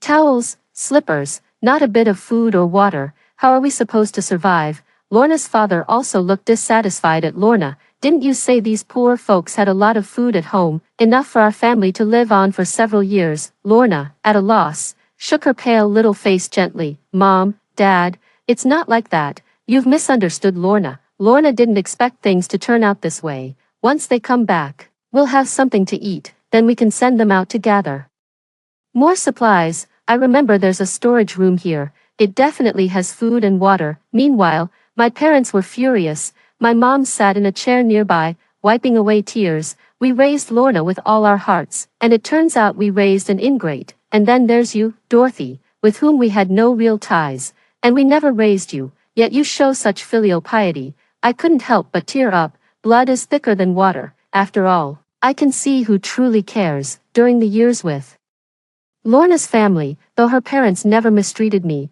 they were extremely strict about my education. From as early as I can remember, I was enrolled in various training classes. Every day I had to learn various skills. When Lorna's family parents attended banquets, they took me along to perform for the guests. A good performance would earn me praise. A poor performance would leave me facing endless darkness. As a child, I longed for the company of Lorna's family parents, but we actually didn't spend much time together. Most of the time, it was just me and the servants in the mansion. As I grew older, they started restricting my social interactions. I could only associate with people they approved of. I couldn't make friends on my own, so when I found out I wasn't their biological child, I felt a strange sense of relief. So the first time I met Lorna, I was eager to leave Lorna's family in front of us. Lorna would cry and complain about how terribly my biological parents treated her. At the time, I even resented my biological parents. Lorna was dark and thin, like a little monkey, clearly looking malnourished. Only after meeting my biological parents did I realize they had never mistreated her. Her thinness was due to her obsession with dieting, and her dark skin was from hanging out in the streets with friends,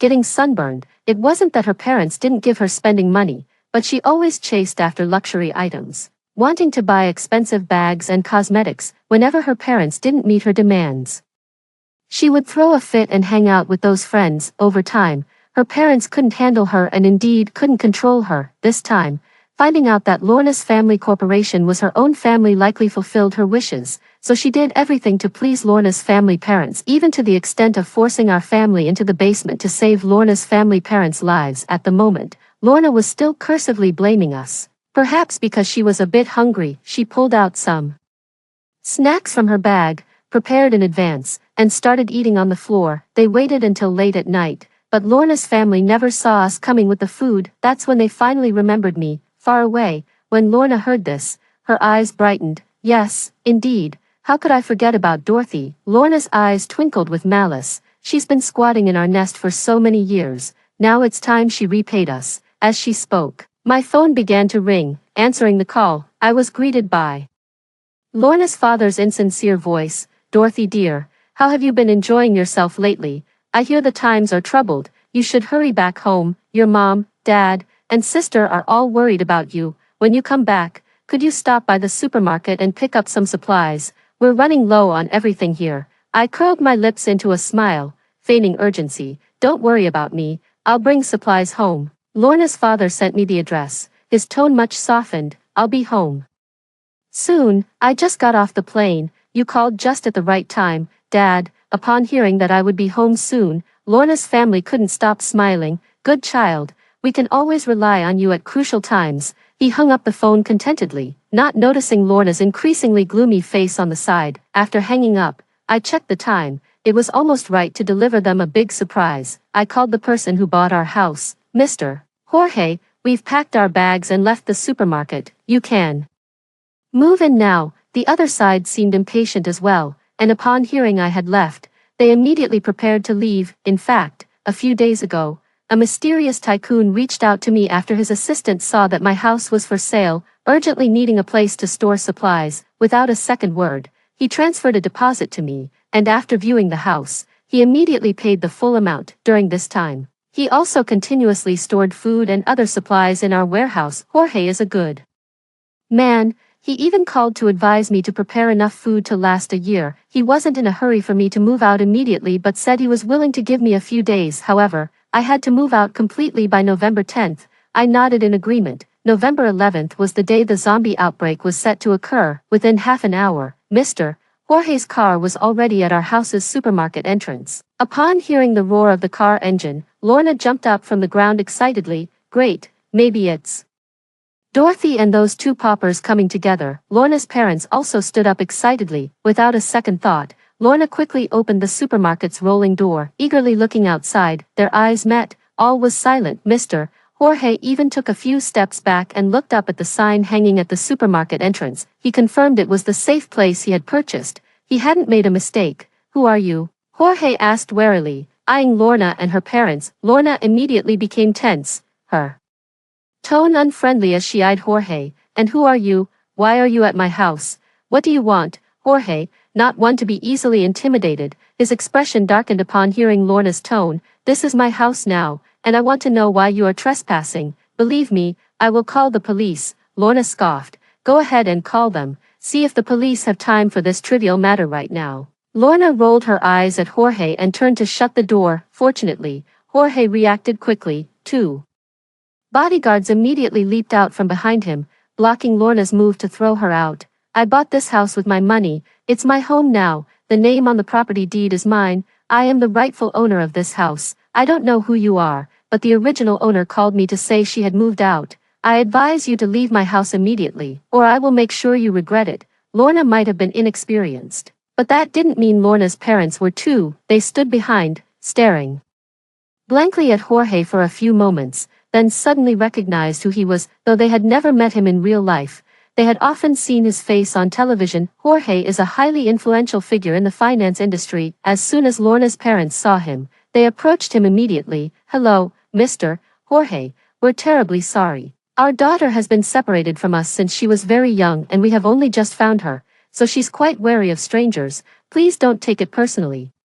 There might have been some misunderstanding. I was just curious about where you purchased this house. Jorge snorted coldly. I bought it from Dorothy. She was the true owner of this house. I'm not familiar with your family matters, but I would advise you to leave my property immediately. With that, Jorge issued his final command. Suddenly, Lorna burst out. This is my house. Can you stop spouting nonsense? No sooner had she spoken than her father quickly stepped forward and slapped her hard across the face. How dare you speak to Mr. Jorge like that? You're completely uncultured. If only Dorothy were here, she certainly wouldn't be as disrespectful as you are. Just then, a woman's piercing scream echoed from the desolate street outside, crying for help. Without hesitation, two bodyguards quickly rolled down the shuttered doors and locked the main door from inside. Seeing this, Jorge hurriedly turned off all the lights in the house. Terrified, Lorna stumbled and fell to the ground. Jorge glanced at the three intruders who had claimed his nest and still wanted his bodyguards to throw them out. This is my house. I don't want strangers here. I don't know you. Your presence could be dangerous to me.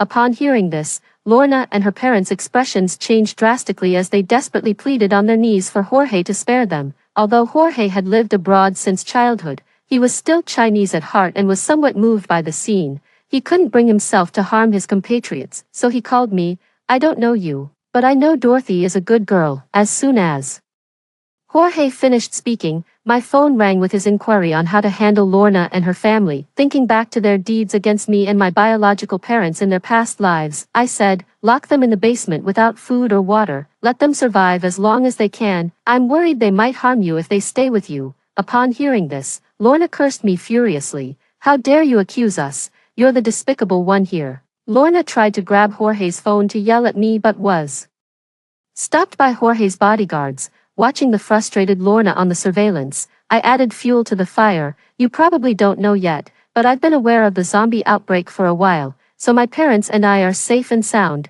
enjoying hot pot in a secure place. With your venomous lies, who knows how long you'll survive. Eventually, Lorna and her family were locked in the basement. Later, Jorge asked me what should be done with them, and I sighed, just send them some food and water. Periodically, during the first week of the zombie outbreak, we lived peacefully at home. The security in our neighborhood is excellent. Since the outbreak began, I haven't seen any zombies, nor any other living people. I'm not sure what it's like outside, and the internet connection has deteriorated, making it hard to get updates. Social media platforms like YouTube have crashed and can't be accessed at all. Amidst my idle days, Jorge called me again. Your foster parents and your sister are fighting. Hearing this, I immediately checked the home surveillance cameras, which were glitchy but still showed Lorna's father pinning her down and beating her. I instructed Jorge to hand the phone to Lorna's father and also wanted to discuss some matters with him. Jorge sent a bodyguard to deliver the phone. As Lorna's father picked up the phone, his eyes reddened upon hearing my voice. With a trembling voice, he said, Dorothy, Dad is sorry for what he did to you. Can you come and save your father from your damn sister? I'll make sure she pays for this. Hearing Lorna's father's voice, I couldn't help but smile. Let me send you another gift, Lorna. I played the recording of Lorna accusing her family in front of my parents. Upon hearing it, Lorna's father grabbed a stool nearby and smashed it on Lorna's head. The scene became uncontrollable. You ingrate, I've provided for you since I took you in, and you dare to tarnish my name like this. If it wasn't for you, Dorothy and I, along with our child, would be sitting comfortably in a villa, enjoying the air conditioning. It's all because of you. Today, as your father, I will end you. Lorna's father exploded in rage, chasing after Lorna to hit her. Lorna fought back. You just love Dorothy. No matter what I do, I can never compare to her. Then all of you might as well die. Out of nowhere, Lorna pulled out a knife and slashed at her father. Lorna's mother, too scared to intervene, just watched. When the two finally exhausted themselves, Lorna was sprawled on the floor, unable to move. Only then did Lorna's mother, still on the phone with me, come to her senses. She softened her tone.